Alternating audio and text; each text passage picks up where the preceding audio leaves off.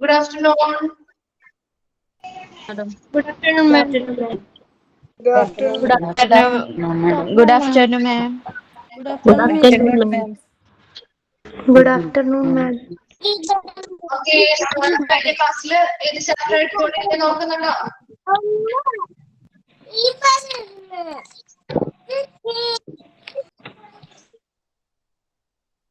നമ്മൾ കഴിഞ്ഞ ക്ലാസ്സിൽ ഏത് ചാപ്റ്റർ എടുത്തുകൊണ്ടിരിക്കുന്നത് നോക്കുന്നോ? ഓക്കെ, ഏത് ചാപ്റ്റർ ആയിരുന്നു? ഏത് ചാപ്റ്റർ ആയിരുന്നു എടുത്തത്? ഹിസ്റ്ററി ഓഫ് ഹോസ്പിറ്റൽസ് അല്ലെ? ഹിസ്റ്ററി ഓഫ് ഹോസ്പിറ്റൽസ് നമ്മൾ സെക്കൻഡ് ചാപ്റ്റർ ആയിട്ടാണ് എടുത്തത്. കംപ്ലീറ്റ് ആയിട്ടുണ്ടായിരുന്നില്ല അല്ലെ? കംപ്ലീറ്റ് ആയിട്ടില്ല. ലാസ്റ്റ് നമ്മൾ എവിടെ വരെയാണ് പറഞ്ഞു നിർത്തിയിരുന്നത്? ഹോസ്പിറ്റൽ എവല്യൂഷൻ അല്ലെ? ഇന്ത്യൻ സെനറിയോ പ്രീ ഇൻഡിപെൻഡൻസ് വരെയായിരുന്നു. ആ ഒരു 9 പോയിന്റ്സ് അല്ലേ പറഞ്ഞു നിർത്തിയിരുന്നത് അല്ലെ? ഓക്കെ, അപ്പൊ ഒന്നുകൂടി നമുക്ക് ഒന്ന് ജസ്റ്റ് ഒന്ന് റിവൈൻഡ് ചെയ്തിട്ട് നെക്സ്റ്റ് ഭാഗത്തേക്ക് പോവാം കേട്ടോ. ഇവിടെ വരെ ക്ലിയർ ആണോ? ക്ലിയർ ആണോ? ഓക്കെ ഓക്കെ, അപ്പൊ നമുക്ക് ഹോസ്പിറ്റൽ എവല്യൂഷൻ ഒന്നുകൂടി ഹോസ്പിറ്റൽ എവല്യൂഷൻ ആ ഒരു 9 പോയിന്റ്സ് ഒന്ന് ജസ്റ്റ് ഒന്ന് പറഞ്ഞിട്ട് നെക്സ്റ്റ് ഭാഗത്തേക്ക് പോവാം. അപ്പൊ ഈ ഒരു ചാപ്റ്റർ തീരാറായി. വളരെ ചെറിയൊരു ചാപ്റ്റർ ആണ്. ഒരു കുറച്ച് ഭാഗം കൂടി നമുക്കൊന്ന് കംപ്ലീറ്റ് ചെയ്യാനുണ്ട് കേട്ടോ. അപ്പൊ നോക്കി, ആദ്യം ഹോസ്പിറ്റൽ എവല്യൂഷൻ ഇതൊക്കെ നമ്മൾ ഓൾറെഡി പറഞ്ഞതാണ് കഴിഞ്ഞ ക്ലാസ്സിൽ. ഇന്ത്യൻ സെനറിയോ പ്രീ ഇൻഡിപെൻഡൻസ്, ഇൻഡിപെൻഡൻസിന് മുൻപ് നമ്മുടെ ഇന്ത്യയിലെ, സ്വാതന്ത്ര്യത്തിന് മുൻപ് നമ്മുടെ ഇന്ത്യയിലെ ഹോസ്പിറ്റലിന്റെ പരിണാമം എങ്ങനെയായിരുന്നു? അതിൽ ഒന്നാമത്തത് നമ്മൾ പറഞ്ഞത് ഹോസ്പിറ്റൽസിന്റെ ആദ്യകാലങ്ങളില് നമ്മുടെ ഇന്ത്യയിലെയും ഭരണാധികാരികൾ ഒരു ഇൻസ്റ്റിറ്റ്യൂഷണൽ കെയർ അല്ലെങ്കിൽ ഒരു സ്ഥാപനവൽക്കരണമായിട്ടുള്ള ഒരു പരിചരണം എങ്ങനെയായിരുന്നു അവരും കണ്ടിരുന്നത്?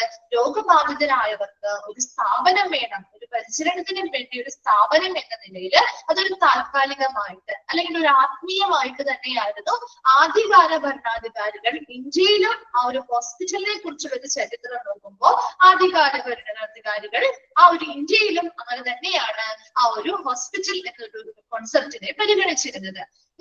അവിടെ നമ്മൾ പ്രധാനപ്പെട്ട 3 വ്യക്തികളെയാണ് അടുത്തതായിട്ട് പഠിച്ചത്. അക്ഷയ, ശുശ്രുത, ചരക. അതിൽ അക്ഷയ എന്ന് പറയുന്നത് അദ്ദേഹം ഒരു സേജാണ് അല്ലെ, ഒരു മുനിയായിരുന്നു. അദ്ദേഹം തക്ഷശില യൂണിവേഴ്സിറ്റിയിൽ താമസിച്ച് അവിടെ വൈദ്യശാസ്ത്രം പഠിപ്പിച്ചിരുന്ന ഒരു first Indian physician and teacher ആയിട്ടാണ് അക്ഷയ മുനിയെ അറിയപ്പെടുന്നത്. രണ്ടാമത്തെ വ്യക്തിയാണ് ശുശ്രുത. ശുശ്രുത എന്ന് പറഞ്ഞാൽ അദ്ദേഹത്തെ ഫാദർ ഓഫ് സർജറി അല്ലെങ്കിൽ ശസ്ത്രക്രിയയുടെ പിതാവ് എന്നറിയപ്പെടുന്നു. അദ്ദേഹം ഒരു ഇന്ത്യൻ സർജൻ ആണ്. അദ്ദേഹത്തിന്റെ വളരെ ഔട്ട്സ്റ്റാൻഡിംഗ് ആയിട്ടുള്ള സർജറിയില് വളരെ ഔട്ട്സ്റ്റാൻഡിംഗ് ആയിട്ടുള്ള മികവ് കാരണമാണ് അദ്ദേഹത്തെ ഫാദർ ഓഫ് സർജറി എന്ന് അറിയപ്പെടാൻ ആരംഭിച്ചത്. ഇനി അദ്ദേഹത്തിന് ഏറ്റവും പ്രസിദ്ധമായിട്ടുള്ള ഒരു പ്രബന്ധമാണ് സുശ്രുത സംഹിത എന്ന് പറയുന്നത്. ഈ സുശ്രുത സംഹിത എന്തിനെ കുറിച്ചുള്ള ഒരു ഡിസർട്ടേഷൻ ഒരു പ്രബന്ധമായിരുന്നു? The main origin of knowledge about surgery in ancient India അല്ലെ, പുരാതന ഇന്ത്യയിലെ സർജറികളെ ശസ്ത്രക്രിയകളെ കുറിച്ച് പ്രധാന അറിവ് നൽകുന്ന ഒരു മെയിൻ ഒറിജിൻ അല്ലെങ്കിൽ ഒരു പ്രധാന ഉറവിടമായിട്ടാണ് സുശ്രുത സംഹിത എന്ന പ്രബന്ധം നിലനിൽക്കുന്നത്. ഇനി മൂന്നാമത് പഠിച്ചൊരു വ്യക്തിയാണ് ചരകം അല്ലെ. അദ്ദേഹം എന്തായിരുന്നു? അദ്ദേഹം ഫാദർ ഓഫ് ആയുർവേദ എന്നറിയപ്പെടുന്നു. കാരണം എന്തുകൊണ്ടാ? ആയുർവേദത്തിലേക്ക് പ്രധാനപ്പെട്ട നിരവധി കോൺട്രിബ്യൂഷൻസ് അല്ലെങ്കിൽ സംഭാവന നൽകിയ ഒരു വ്യക്തിയാണ് ചരക. അദ്ദേഹം അതുകൊണ്ട് തന്നെ ആയുർവേദത്തിന്റെ പിതാവ് എന്നറിയപ്പെടുന്നു. എന്താണ് ആയുർവേദം എന്ന് പറയുന്നത്? ഈ system of medicine and life style developed in ancient India. പുരാതന ഇന്ത്യയിൽ വികസിപ്പിച്ചെടുത്ത ഒരു ചികിത്സാ സമ്പ്രദായവും ഒരു ആധുനിക ജീവിത ശൈലി അല്ലെങ്കിൽ ഒരു ലൈഫ് സ്റ്റൈൽ അല്ലെങ്കിൽ ഒരു ജീവിത ശൈലിയാണ് ശരിക്കും ആയുർവേദ എന്നാണ് പറയുന്നത്. And he is known as the editor of medical treatise. ഇനി അദ്ദേഹത്തിന്റെ പ്രസിദ്ധമായിട്ടുള്ള ഒരു ഗ്രന്ഥമാണ് ചരക സംഹിത എന്ന് പറയുന്നത്. ഇനി ഈ ചരക സംഹിത എന്ന് പറയുന്ന ആ ഒരു ഗ്രന്ഥം എന്തിനെ കുറിച്ചുള്ളതായിരുന്നു? One of the basic text of the classical Indian medicine ആണ് ആയുർവേദ. ക്ലാസിക്കൽ ഇന്ത്യൻ മെഡിസിനെ കുറിച്ചും ആയുർവേദത്തെ കുറിച്ചും വളരെ അടിസ്ഥാനപരമായിട്ടുള്ള അറിവ് നൽകുന്ന ഒരു ടെക്സ്റ്റ് ആണ് ചരക സംഹിത എന്ന് പറയുന്നത്. 3 വ്യക്തികളെ കുറിച്ച് നമ്മൾ പഠിച്ചിരുന്നു. അക്ഷയ, ശുശ്രുത, ചരക. നെക്സ്റ്റ് നമ്മൾ പറയുന്നത് ബുദ്ധനെ കുറിച്ചും അശോകന്റെയും കാലഘട്ടത്തിലേക്കാണ് വന്നത് അല്ലെ. അപ്പൊ ബുദ്ധ അല്ലെങ്കിൽ അശോക കാലഘട്ടത്തില്, അശോക ചക്രവർത്തിയുടെ കാലഘട്ടത്തിൽ അല്ലെങ്കിൽ ഭരണ സമയത്ത് എങ്ങനെയായിരുന്നു? അവിടുത്തെ ഹോസ്പിറ്റലുകൾ മോഡേൺ ഹോസ്പിറ്റലിനെ പോലെ കാണപ്പെടാൻ തുടങ്ങിയെന്ന് നമ്മൾ പഠിച്ചു അല്ലെ. അവിടെ പ്രിൻസിപ്പിൾസ് ഓഫ് സാനിറ്റേഷൻ അല്ലെങ്കിൽ ശുചിത്വ തത്വങ്ങൾ അല്ലെങ്കിൽ പ്രിൻസിപ്പിൾസ് ഓഫ് ഹൈജീൻ കൃത്യമായിട്ട് പ്രവർത്തിക്കാൻ തുടങ്ങി. അതോടൊപ്പം തന്നെ സിസേറിയൻ സെക്ഷൻസ് അല്ലെങ്കിൽ സി സെക്ഷൻ ഓപ്പറേഷൻസ് നടക്കാൻ ആരംഭിച്ചു. Regional hospitals. ആരാണ് റീജിയണൽ ഹോസ്പിറ്റൽ സ്ഥാപിച്ചത്? ബുദ്ധ അല്ലെ. അദ്ദേഹം ആർക്ക് വേണ്ടിയിട്ട് ഇൻഫോം ആൻഡ് ഡെസ്റ്റിറ്റ്യൂട്ട് അല്ലെ, ദുർബലരായവർക്ക് അഗതികൾക്കും വേണ്ടിയിട്ട് ഒരു പ്രാദേശിക ആശുപത്രി ബുദ്ധൻ നിർമ്മിക്കുകയുണ്ടായി. ഇനി ആരുടെ കാലഘട്ടത്തിലാണ് യുനാനി മെഡിസിൻ നമ്മുടെ ഇന്ത്യയിലേക്ക് കടന്നു വന്നത്? അക്ബർ ചക്രവർത്തിയുടെ കാലഘട്ടത്തിലാണ് യുനാനി മെഡിസിൻ നമ്മുടെ ഇന്ത്യയിലേക്ക് കടന്നു വന്നത്. ഇത്രയും പോയിന്റ്സ് ആണ് നമ്മൾ ഹോസ്പിറ്റൽ എവല്യൂഷനുമായി ബന്ധപ്പെട്ട് കഴിഞ്ഞ ക്ലാസ്സിൽ പറഞ്ഞു നിർത്തിയത്. ക്ലിയർ ആണോ? ഓക്കെ ആണോ? നെക്സ്റ്റ് ഭാഗത്തേക്ക് പോവാം. ഓക്കെ, ഇനി നമ്മൾ നെക്സ്റ്റ് അടുത്തതായിട്ട് നമ്മൾ നോക്കുന്നത് 17th സെഞ്ച്വറി 17ാം നൂറ്റാണ്ടിലെ പ്രത്യേകതകൾ. നോക്കി, modern system of medicine by arrival Christian missionaries in South India. South ഇന്ത്യയുടെ ക്രിസ്ത്യൻ മിഷണറീസിന്റെ വരവോട് കൂടിയാണ് മോഡേൺ സിസ്റ്റം ഓഫ് മെഡിസിൻ അല്ലെങ്കിൽ ഒരു ആധുനിക വൈദ്യ സമ്പ്രദായം നമ്മുടെ ഇന്ത്യയിലേക്ക് വരാൻ ആരംഭിച്ചത്. അതിലെ പ്രധാനപ്പെട്ട കുറച്ച് പോയിന്റ്സ് ആണ് താഴെ പറയുന്നത്. ഇനി താഴെ പറയുന്ന ഓരോ പോയിന്റ്സും ഇമ്പോർട്ടന്റ് ആണ് കേട്ടോ. എപ്പോഴും ക്വസ്റ്റ്യൻസ് വരുന്ന ഒരു ഏരിയ കൂടിയാണ്. അതിൽ ആദ്യമായി പറയുന്നത് ഈസ്റ്റ് ഇന്ത്യ കമ്പനി. കേട്ടു കാണുമോ അല്ലെ? നമ്മുടെ ഈസ്റ്റ് ഇന്ത്യ കമ്പനി നമ്മൾ ചരിത്രവും ഹിസ്റ്ററി ഒക്കെ പഠിച്ച സമയത്ത് നമ്മൾ ഈസ്റ്റ് ഇന്ത്യ കമ്പനി എന്നൊക്കെ പേരൊക്കെ കേട്ട് കാണും അല്ലെ. അതിനെപ്പറ്റി കൂടുതലൊന്നും നമുക്ക് ഡീറ്റെയിൽസ് പഠിക്കാനില്ല. ഇവിടെ നമുക്ക് പഠിക്കാനുള്ളത് east India company established first hospital in 1664 in Chennai for its soldiers and 1668 for the civilians. East India കമ്പനിയുടെ പ്രത്യേകതയായിട്ട് നമുക്ക് ഇവിടെ ഹോസ്പിറ്റലുമായി ബന്ധപ്പെട്ട് അല്ലെങ്കിൽ ചരിത്രവുമായി ബന്ധപ്പെട്ട് പഠിക്കാനുള്ളത് 1664 ഈസ്റ്റ് ഇന്ത്യ കമ്പനി ചെന്നൈയിൽ സൈനികർക്ക് വേണ്ടി ആദ്യ ആശുപത്രി സ്ഥാപിക്കുകയുണ്ടായി. 1668 സിവിലിയൻസിന് വേണ്ടി അല്ലെങ്കിൽ പൗരന്മാർക്ക് വേണ്ടിയിട്ടും 1664 സൈനികർ അല്ലെങ്കിൽ സോൾജിയേഴ്സിന് വേണ്ടിയിട്ടും ആര് ഹോസ്പിറ്റൽ സ്ഥാപിച്ചു എന്നാ പറയുന്നത്? ഈസ്റ്റ് ഇന്ത്യ കമ്പനി ചെന്നൈയിൽ ആശുപത്രികൾ സ്ഥാപിച്ചു. അപ്പൊ ചോദിക്കാനുള്ള ക്വസ്റ്റ്യൻ ആണ് കേട്ടോ. ഈസ്റ്റ് ഇന്ത്യ കമ്പനി സോൾജിയേഴ്സിന് വേണ്ടി ഏത് വർഷമാണ് ആദ്യ ഹോസ്പിറ്റൽ ചെന്നൈയിൽ ആരംഭിച്ചത്? അല്ലെങ്കിൽ സിവിലിയൻസിന് വേണ്ടി ഏത് വർഷമാണ് ഹോസ്പിറ്റൽ ആരംഭിച്ചത്?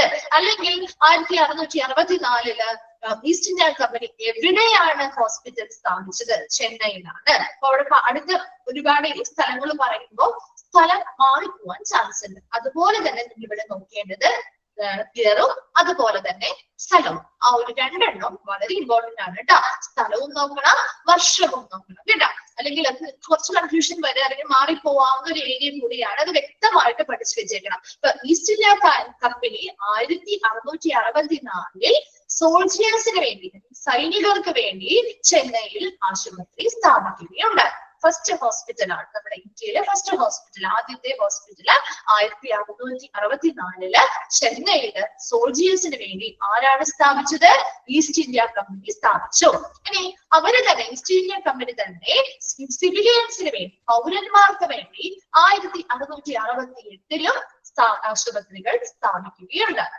ഇനി constant growth during the 18th and early 19th century. 18ാം നൂറ്റാണ്ടിലോ 19ാം നൂറ്റാണ്ടിലും ഒരു കോൺസ്റ്റന്റ് ആയിട്ടുള്ള ഒരു ഗ്രോത്ത് അല്ലെങ്കിൽ സ്ഥിരമായിട്ടുള്ള ഒരു വളർച്ച ആശുപത്രി മേഖലയിൽ ഉണ്ടാവുകയും the first medical college in Calcutta in 1835 1835 കൽക്കട്ടയില് ആദ്യത്തെ മെഡിക്കൽ കോളേജ് സ്ഥാപിതമായി.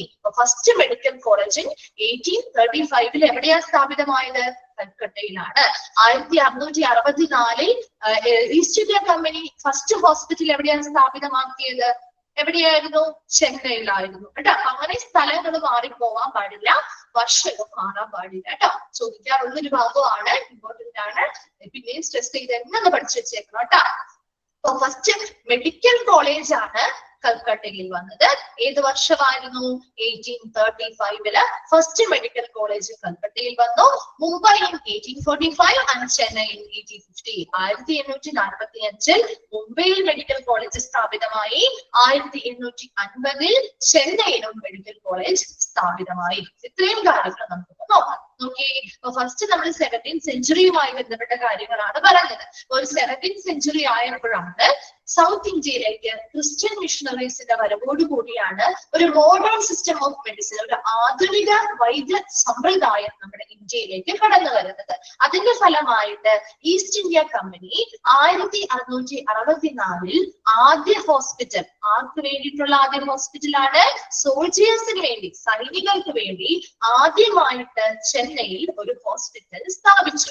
1668 സിവിലിയൻസിന് വേണ്ടി, ആരാണ് സിവിലിയൻസ്? പൗരന്മാർക്ക് വേണ്ടിയും ആശുപത്രി ഈസ്റ്റ് ഇന്ത്യ കമ്പനി സ്ഥാപിച്ചു. അപ്പൊ രണ്ട് ഹോസ്പിറ്റലുകളുടെ ഈസ്റ്റ് ഇന്ത്യ കമ്പനിയുമായി ബന്ധപ്പെട്ട് 2 വർഷം നമ്മൾ പഠിക്കുന്നുണ്ട്. 1664 1668. ഓക്കെയാണോ? ചെന്നൈയാണ് സ്ഥലം. അപ്പൊ 1664 ആർക്ക് വേണ്ടിയിട്ടാ? സോൾജിയേഴ്സിന് വേണ്ടിയും 1668 സിവിലിയൻസിന് വേണ്ടിയുമാണ് അവർ ആശുപത്രി നിർമ്മിച്ചത്. ഇനി 18th and 19th സെഞ്ചുറി ആയപ്പോഴേക്കും ഒരു നിരന്തരമായിട്ടുള്ള ഒരു വളർച്ച ആശുപത്രി മേഖലയിൽ ഉണ്ടാവുകയും അങ്ങനെ 1835 കൽക്കട്ടയിൽ ആദ്യത്തെ മെഡിക്കൽ കോളേജ് സ്ഥാപിതമായി. എവിടെയാണ് ഫസ്റ്റ് മെഡിക്കൽ കോളേജ് വന്നത്? കൽക്കട്ടയില് 1835 1835 ആദ്യത്തെ മെഡിക്കൽ കോളേജ് സ്ഥാപിതമായത്. മുംബൈയില് 1845 മെഡിക്കൽ കോളേജ് സ്ഥാപിതമായി. ചെന്നൈയിൽ 1850 മെഡിക്കൽ കോളേജ് സ്ഥാപിതമായി. ഓരോ സ്ഥലവും വർഷവും വളരെ ഇമ്പോർട്ടന്റ് ആണ് കേട്ടോ. ഇത്രയും ക്ലിയർ ആണോ? ഓക്കെ ആണോ? കിട്ടിയോ എന്താണെന്നുള്ളത്? ഓക്കെ. Then last ലാസ്റ്റ് പറയുന്നത് ഇൻ 1885 ആയപ്പോ 1,250 hospitals and dispensaries only reaching 10% of population. അതായത് നമ്മുടെ പോപ്പുലേഷൻ അല്ലെങ്കിൽ നമ്മുടെ ജനസംഖ്യയുടെ, അതായത് അക്കാലത്തുണ്ടായിരുന്ന ജനസംഖ്യയുടെ ഒരു 10% എത്തത്തക്ക വിധത്തില് 1885 ആയപ്പോഴേക്കും 1250 ഹോസ്പിറ്റലുകളും ഡിസ്പെൻസറീസ് അല്ലെങ്കിൽ ഔഷധശാലകളും ഇന്ത്യയിലും സ്ഥാപിതമായി. അപ്പൊ അവിടുത്തെ പോപ്പുലേഷന്റെ അന്നത്തെ കണക്കനുസരിച്ച് ആ പോപ്പുലേഷന്റെ ഒരു 20%, ഒരു 10% എത്തത്തക്ക വിധത്തില് ഒരു അത്രയും കുറവായിരുന്നു അവിടുത്തെ ഹോസ്പിറ്റലുകളുടെ എണ്ണം അല്ലെങ്കിൽ ഔഷധശാലകളുടെ എണ്ണം. എന്നാൽ പുരോഗതി വരുന്നതിനനുസരിച്ച് അല്ലെങ്കിൽ ആ ഒരു ഗ്രോത്ത് ഉണ്ടാവുന്നതിനനുസരിച്ച്, ആ ഒരു വളർച്ചയുടെ അനുസരിച്ച് 1885 ആയപ്പോഴേക്കും അന്നാളത്തെ പോപ്പുലേഷൻ അല്ലെങ്കിൽ ജനസംഖ്യ എത്രത്തോളം ഉണ്ടോ അതിന്റെ 10% എത്തത്തക്ക വിധത്തില് 1250 ഹോസ്പിറ്റലുകളും അതുമായി ബന്ധപ്പെട്ട ഡിസ്പെൻസറീസ് അല്ലെങ്കിൽ ഔഷധശാലകളും ഇന്ത്യയിൽ ഉണ്ടാവുകയും ചെയ്തു. അത്രയുമാണ് 17th സെഞ്ചുറിയുമായി ബന്ധപ്പെട്ട് പറയുന്നത്. 17th സെഞ്ചുറിയുമായി ബന്ധപ്പെട്ട് നമ്മൾ പ്രധാനമായിട്ടും പഠിച്ച കാര്യങ്ങൾ സൗത്ത് ഇന്ത്യയിലേക്ക് ക്രിസ്ത്യൻ മിഷണറീസിന്റെ വരവോട് കൂടിയാണ് വൈദ്യശാസ്ത്രത്തിൽ ഒരു ആധുനിക വൈദ്യശാസ്ത്രം നമ്മുടെ ആ ഇന്ത്യയിലേക്ക് കടന്നു വരുന്നത്.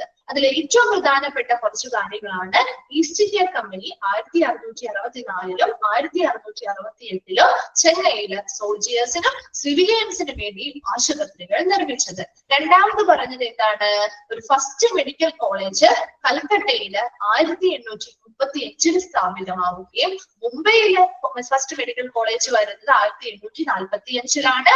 ചെന്നൈയിലാണ് അത് 1850-ലും ആയിരുന്നു.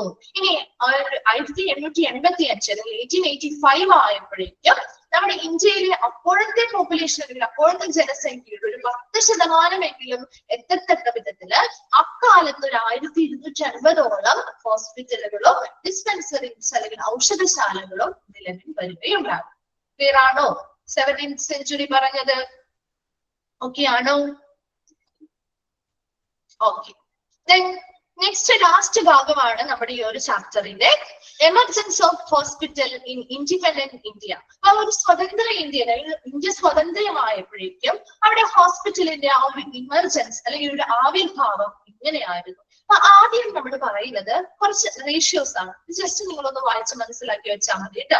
നിങ്ങൾ ക്വസ്റ്റ്യൻ ഈ റേഷ്യോ കാര്യങ്ങളൊന്നും ചോദിക്കാറില്ല. ഇത് നമുക്ക് ഒരു ബേസിക് ഐഡിയ കിട്ടാൻ വേണ്ടിയിട്ട്, അതായത് അക്കാലത്ത്, അതായത് ഇൻഡിപെൻഡൻസിന് മുൻപും ശേഷവുമുള്ള വ്യത്യാസം എന്താണ് എന്നൊന്ന് മനസ്സിലാക്കാൻ വേണ്ടി തന്നിരിക്കുന്ന ആ ഒരു റേഷ്യോ ആണ് കേട്ടോ. അപ്പൊ നമുക്ക് ജസ്റ്റ് ഒന്ന് നിങ്ങൾ കേട്ട് മനസ്സിലാക്കി വെച്ചാൽ മാത്രം മതിയേ. ഈ ഒരു ഭാഗത്ത് നമ്മൾ ചോദിക്കാറില്ല. അപ്പൊ ഫസ്റ്റ് പറയുന്നത് ബെഡ് ടു പോപ്പുലേഷൻ റേഷ്യോ. ഇതാണ് അവിടുത്തെ ബെഡ് ടു പോപ്പുലേഷൻ റേഷ്യോ എന്ന് പറയുന്നത് ഇൻഡിപെൻഡൻസിന് മുൻപുള്ള കാര്യമാണ് കേട്ടോ പറയുന്നത്. ആ ഒരു സ്വാതന്ത്ര്യത്തിന് മുൻപ് അവിടെ ബെഡ് ടു പോപ്പുലേഷൻ റേഷ്യോ എന്ന് പറഞ്ഞാൽ 1:4000 ആണ്. അതായത് 4000 പോപ്പുലേഷന് ഒരു ബെഡ് എന്ന കണക്കിനായിരുന്നു അവിടെ ബെഡ് ടു പോപ്പുലേഷൻ റേഷ്യോ വന്നിരുന്നത്.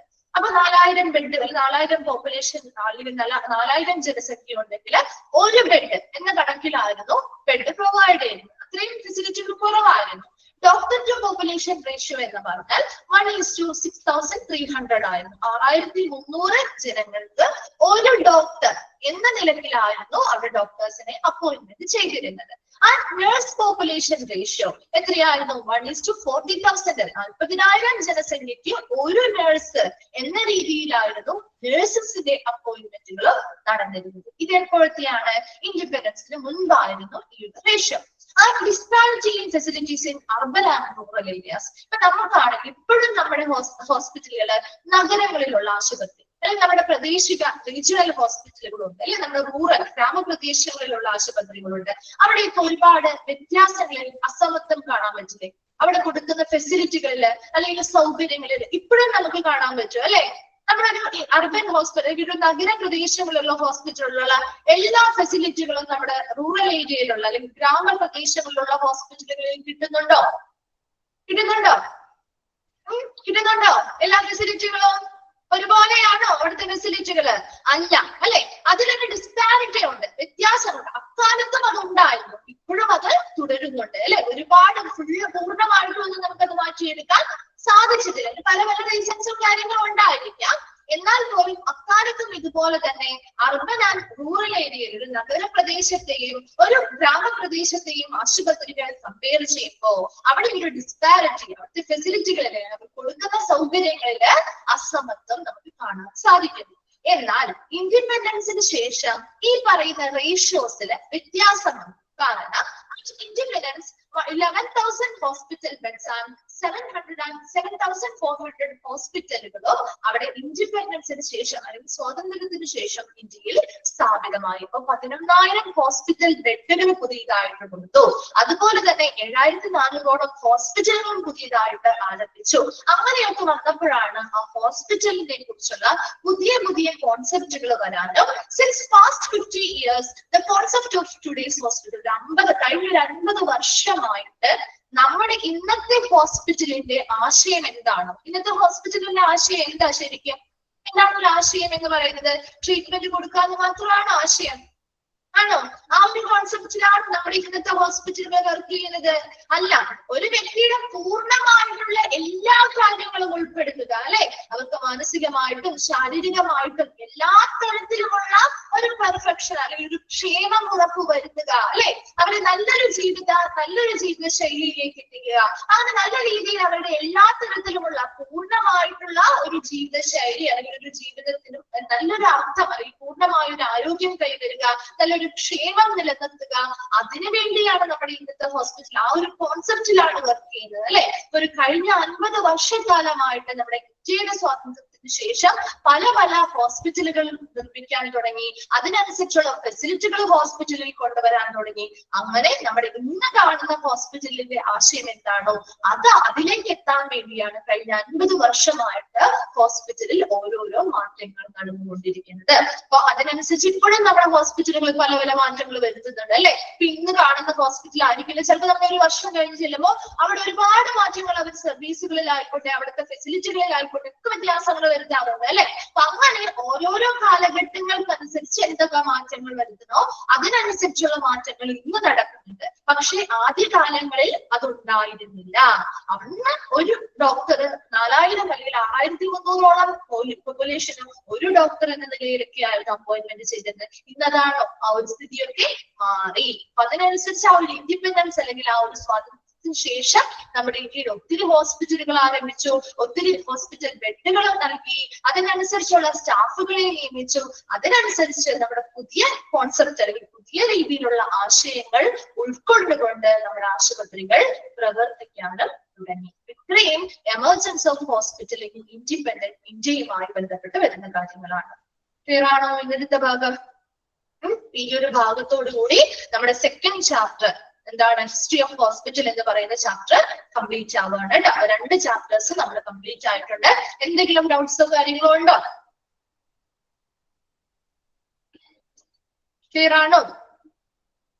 ടെക്സ്റ്റ് കാര്യങ്ങൾക്ക് കിട്ടുന്ന സമയത്ത് ഇമ്പോർട്ടന്റ് ആയിട്ടുള്ള ഭാഗങ്ങള് മിസ് നോട്ട് ചെയ്ത് തരാം കേട്ടോ. അപ്പൊ ആ ഒരു സമയത്ത് ഒന്ന് എഴുതി വെച്ചാൽ മതി കേട്ടോ. ഏതൊക്കെയാണ് ക്വസ്റ്റ്യൻസ് വരുന്ന ഏരിയാസും കാര്യങ്ങളും ഒക്കെ ഒന്ന് പറഞ്ഞു തരാം കേട്ടോ. ഓക്കെ, എല്ലാവർക്കും ടെക്സ്റ്റ് കാര്യങ്ങളൊക്കെ കിട്ടട്ടെ. അതിനുശേഷം നമുക്ക് ചെയ്യാം. അല്ലാന്നുണ്ടെങ്കിൽ നമുക്ക് ചില ആളുകൾക്ക് ചിലപ്പോൾ അത് ടെക്സ്റ്റ് കിട്ടാതെ വരുമ്പോൾ ഒരു 2 ആഴ്ച കൂടി കഴിഞ്ഞിട്ട് നമുക്ക് ഒന്നൊരു മിസ്സിനെ ഒന്ന് ഓർമ്മിപ്പിച്ചാൽ മതി. 2 ചാപ്റ്റേഴ്സ് ഒരുമിച്ചല്ലല്ലോ മോക്ക് ടെസ്റ്റ് നടത്തുന്നത്. ഓരോ ക്ലാസ് കഴിയുമ്പോഴും നിങ്ങൾക്ക് മോക്ക് ടെസ്റ്റ് കിട്ടുന്നില്ലേ? പ്രീവിയസ് ക്ലാസ്സുകളുടെയൊക്കെ മോക്ക് ടെസ്റ്റ് കിട്ടിയില്ലേ? അവൈലബിൾ ആയിരുന്നില്ലേ? ഉണ്ട്. Okay okay. ഇപ്പൊ കിട്ടാത്തവർ അല്ലെങ്കിൽ അത് എങ്ങനെയാണ് കിട്ടാത്തവരുണ്ടെങ്കിൽ അതിനനുസരിച്ച് നിങ്ങളുടെ ഫ്രണ്ട്സിനോടൊക്കെ ചോദിച്ച് അത് അറിയില്ല എടുക്കാൻ അറിയില്ല എന്നുള്ളതുകൊണ്ടാണെങ്കിൽ അതൊക്കെ ഗ്രൂപ്പ് കാര്യങ്ങളൊക്കെ ഉണ്ടാവുമല്ലോ. അങ്ങനെ നിങ്ങളുടെ ഫ്രണ്ട്സുമായിട്ടൊക്കെ ഒന്ന് ഷെയർ ചെയ്തൊക്കെ ഒന്ന് ചെയ്യാം കേട്ടോ. ഓക്കെ, അപ്പൊ നമ്മളെ നെക്സ്റ്റ് ഒരു ചാപ്റ്റർ സ്റ്റാർട്ട് ചെയ്യാണ്. 3rd ചാപ്റ്റർ സ്റ്റാർട്ട് ചെയ്യാണ് കേട്ടെ. ഫ്രൈഡേയിലെ കിട്ടിയിട്ടില്ല. ഓക്കെ, ഒരാൾക്ക് മാത്രമേ കിട്ടാത്തുള്ളൂ.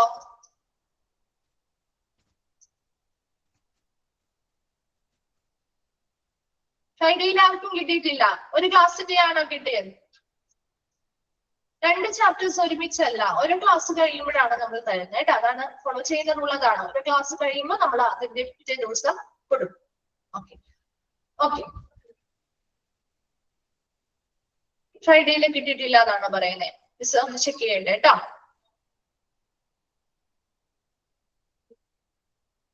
മോക്ക് ടെസ്റ്റ് ക്വസ്റ്റ്യൻസ് പഠിക്കാതിരിക്കരുത് കേട്ടോ. മോക്ക് ടെസ്റ്റുകൾ ഉൾപ്പെടുത്തി തന്നെയാണ് ക്വസ്റ്റ്യൻസ് ഒക്കെ ഉണ്ടാവും. അതും ഇമ്പോർട്ടന്റ് ആയിട്ടുള്ള ക്വസ്റ്റ്യൻ പേപ്പേഴ്സിൽ കാണുന്ന ഇമ്പോർട്ടന്റ് ഭാഗത്തു നിന്നുള്ള ക്വസ്റ്റ്യൻസ് ആണ് നമ്മൾ മോക്ക് ടെസ്റ്റിൽ ഉൾപ്പെടുത്തുന്നത് കേട്ടോ. ഓക്കെ, അപ്പൊ അതൊന്ന് നോട്ട് ചെയ്ത് വെക്കുകയും വേണം കേട്ടോ. മോക്ക് ടെസ്റ്റുകൾ അത് വിട്ടുകളയരുതേ. മോക്ക് ടെസ്റ്റുകൾ നിങ്ങൾ ഇമ്പോർട്ടന്റ് ആയിട്ട് തന്നെ നോട്ട് ചെയ്യണം കേട്ടോ. ഓക്കെ, അപ്പോ പ്രീവിയസ് ഡേയുടെ ക്ലാസ്സിന്റെ മോക്ക് ടെസ്റ്റിന്റെ കാര്യം ചോദിച്ചു നോക്കണ്ടേ കേട്ടോ. ടെക്നിക്കൽമാരുമായിട്ടൊന്ന് സംസാരിക്കട്ടെ കേട്ടോ. ചെയ്തിട്ടില്ല എങ്കിൽ ഇട്ട് തരാൻ പറയാം കേട്ടോ. ഓക്കെ, അപ്പൊ നമുക്ക് നെക്സ്റ്റ് അടുത്തൊരു ചാപ്റ്റർ സ്റ്റാർട്ട് ചെയ്യാണ്. Different departments in hospital. 5th chapter ആണ്. Different departments in hospital. ഒരു ഹോസ്പിറ്റലിലുള്ള ഓൾമോസ്റ്റ് മിക്ക ഡിപ്പാർട്ട്മെന്റുകളും നമ്മൾ ഈ ഒരു ചാപ്റ്ററുമായി ബന്ധപ്പെട്ട് പഠിക്കുന്നുണ്ട്. അപ്പൊ ഒരു ഹോസ്പിറ്റലിൽ വർക്ക് ചെയ്യുന്നവർക്കൊക്കെ അറിയാമായിരിക്കും അല്ലെ, ഓൾമോസ്റ്റ് മിക്ക ഡിപ്പാർട്ട്മെന്റുകളെ കുറിച്ചും. ഒരു ഹോസ്പിറ്റലിൽ വർക്ക് ചെയ്യുന്ന ആളുകൾക്ക് അത്യാവശ്യം ഒരു നോളജ് ഉണ്ടായിരിക്കും. എന്നാൽ ആദ്യമായിട്ട് നമ്മളൊരു ഹോസ്പിറ്റലിൽ സാധാരണ ഒരു പേഷ്യന്റ് ആയിട്ട് പോയി വരുന്ന ആളുകളൊക്കെ ആണെന്നുണ്ടെങ്കിൽ അധികം വലിയ ബന്ധമൊന്നുമില്ല ഒരു ഹോസ്പിറ്റലുമായിട്ടുണ്ടെങ്കിൽ അവർക്ക് അധികം ഡിപ്പാർട്ട്മെന്റിൽ ചില ഡിപ്പാർട്ട്മെന്റിൽ കേട്ട് പരിചയം ഉണ്ടാവും അല്ലെ, ചിലത് നമുക്ക് അധികം പരിചയമില്ലാത്ത കുറച്ച് ഡിപ്പാർട്ട്മെന്റുകളും ഉണ്ടാവാം. ഹോസ്പിറ്റലിലെ ഒട്ടുമിക്ക ഡിപ്പാർട്ട്മെന്റും നമ്മൾ ഇതിൽ ഉൾപ്പെടുത്തുന്നുണ്ട്. അതോടൊപ്പം തന്നെ ഇതിൽ വളരെ കുറവാണ്, വളരെ ബ്രീഫായിട്ടാണ് കേട്ടോ. എല്ലാ ഡിപ്പാർട്ട്മെന്റ് ഡീറ്റെയിൽ ആയിട്ടൊന്നും നമുക്ക് പഠിക്കേണ്ട കാര്യമില്ല. അതിനനുസരിച്ച് വളരെ ബ്രീഫായിട്ട് ഓരോ ഡിപ്പാർട്ട്മെന്റുകളെ കുറിച്ച് വളരെ ബ്രീഫായിട്ട് നമുക്ക് ഈ ഒരു ചാപ്റ്ററിൽ കുറച്ച് കാര്യങ്ങൾ, വളരെ ഇമ്പോർട്ടന്റ് ആയിട്ടുള്ള കുറച്ച് കാര്യങ്ങൾ മാത്രം ഡിസ്കസ് ചെയ്ത് പോകുന്നുണ്ട്. കുറച്ച് ലെങ്തി ചാപ്റ്റർ കൂടിയാണ്. അതുപോലെ തന്നെ ഈ ഒരു ഡിപ്പാർട്ട്മെന്റിൽ പറയാത്ത കുറച്ച് ഡിപ്പാർട്ട്മെന്റ്, എല്ലാ ഡിപ്പാർട്ട്മെന്റുകളെ കുറിച്ച് നമ്മൾ പഠിക്കുന്നില്ല. വളരെ ഇമ്പോർട്ടന്റ് ആയിട്ട് ഏറ്റവും പ്രധാനപ്പെട്ട കുറച്ച് ഡിപ്പാർട്ട്മെന്റുകളെയാണ്, അധികം ഡിപ്പാർട്ട്മെന്റുകളെയാണ് നമ്മൾ ഇതിൽ നോക്കുന്നത് കേട്ടോ. അതുപോലെ നമ്മുടെ ഫസ്റ്റ് ആൻഡ് സെക്കൻഡ് മോഡ്യൂളിലൊക്കെ ഇതിൽ പറയുന്ന മിക്ക ഡിപ്പാർട്ട്മെന്റുകളെയും കുറിച്ച് ഓരോ ചാപ്റ്റർ വൈസ് ആയിട്ട് തന്നെ നമ്മൾ പഠിക്കുന്നുണ്ട് കേട്ടോ. അതുകൊണ്ട് തന്നെ ഓൾമോസ്റ്റ് മിക്ക ഡിപ്പാർട്ട്മെന്റ്, വളരെ ഇമ്പോർട്ടന്റ് ആയിട്ടുള്ള എല്ലാ ഡിപ്പാർട്ട്മെന്റുകളും നമ്മൾ ചാപ്റ്റർ വൈസ് ആയിട്ട് തന്നെ കവർ ചെയ്ത് പോകുന്നുണ്ടാവും. അതുകൊണ്ട് തന്നെ ഇവിടെ വളരെ ബ്രീഫായിട്ട് വളരെ അത്യാവശ്യം വേണ്ട കാര്യങ്ങൾ മാത്രമേ പറയുന്നുള്ളൂ കേട്ടോ. ഓക്കെ, സ്റ്റാർട്ട് ചെയ്യാം നമുക്ക് പുതിയൊരു ചാപ്റ്റർ. ഓക്കെ, അപ്പൊ different departments in A hospital. ഒരു ഹോസ്പിറ്റലിലെ ആദ്യം നമ്മുടെ ഒരു ബോക്സ് പോലെയാ കൊടുത്തിരിക്കുന്നത് കേട്ടോ. അതായത് നമ്മളിപ്പോ ഒരു ഇൻഡെക്സ് ഒക്കെ കൊടുക്കില്ലേ നമ്മൾ ഇല്ലേ, ഇതിനുള്ളിലുള്ള ഈ ഒരു ചാപ്റ്ററിനുള്ളിലുള്ള പ്രധാനപ്പെട്ട കാര്യങ്ങളെ കുറിക്കുന്ന, അല്ലെങ്കിൽ ഒരു ഹോസ്പിറ്റൽ ഡിപ്പാർട്ട്മെന്റ് എങ്ങനെ ക്ലാസിഫൈ ചെയ്തിരിക്കുന്നു, അതിലെ ഓരോന്നിന്റെയും ഡിവൈഡ് ചെയ്ത് എന്തൊക്കെയാ വന്നിരിക്കുന്നത്, അല്ലെങ്കിൽ അതിന്റെ ഓരോന്നിന്റെയും അണ്ടറിൽ വന്നിരിക്കുന്ന ഡിപ്പാർട്ട്മെന്റ് കാര്യങ്ങൾ എങ്ങനെയൊക്കെയാണ്, അങ്ങനെയുള്ള ഒരു ബ്രീഫ് ആയിട്ടുള്ള ഒരു ഔട്ട്ലൈൻ കിട്ടാൻ വേണ്ടിയിട്ട് കൊടുത്തിരിക്കുന്ന ഭാഗമാണ് ഇത് കേട്ടോ. അത് ജസ്റ്റ് ഒന്ന് നിങ്ങൾ നോക്കിയാൽ മതി. അതിനുള്ളിൽ ഓരോ ഡിപ്പാർട്ട്മെന്റുകളും നമ്മൾ വിശദമായിട്ട് പഠിക്കുന്നുണ്ട്. അപ്പൊ നമുക്ക് അതിനുള്ള ഓരോരോ കാര്യങ്ങൾ, ഡിപ്പാർട്ട്മെന്റ് ഏതാണ്, എന്താണ്, അവരുടെ പ്രവർത്തനങ്ങൾ എങ്ങനെയാണ്, ഇങ്ങനെയുള്ള കാര്യങ്ങളൊക്കെ ഡീറ്റെയിൽസ് ആയിട്ട് പഠിക്കുന്നുണ്ട്. ഇപ്പൊ നമ്മൾ പറയുന്ന കാര്യങ്ങൾ മാത്രം ഒന്ന് ശ്രദ്ധിച്ചിരുന്നാൽ മതി കേട്ടോ. അപ്പൊ ഹോസ്പിറ്റൽ ഡിപ്പാർട്ട്മെന്റുകളെ പ്രധാനമായിട്ടും 3 ആയിട്ടാണ് ക്ലാസിഫൈ ചെയ്യുന്നത്. ഒന്നാമത്തത് മെഡിക്കൽ ഡിപ്പാർട്ട്മെന്റ്, രണ്ടാമത്തത് സപ്പോർട്ടീവ് ഡിപ്പാർട്ട്മെന്റ്, മൂന്നാമത്തത് അഡ്മിനിസ്ട്രേറ്റീവ് ഡിപ്പാർട്ട്മെന്റ്. എന്താണ്? ഹോസ്പിറ്റൽ ഡിപ്പാർട്ട്മെന്റുകളെ 3 ആയിട്ട് ക്ലാസിഫൈ ചെയ്യുന്നു. ഏതൊക്കെയാ?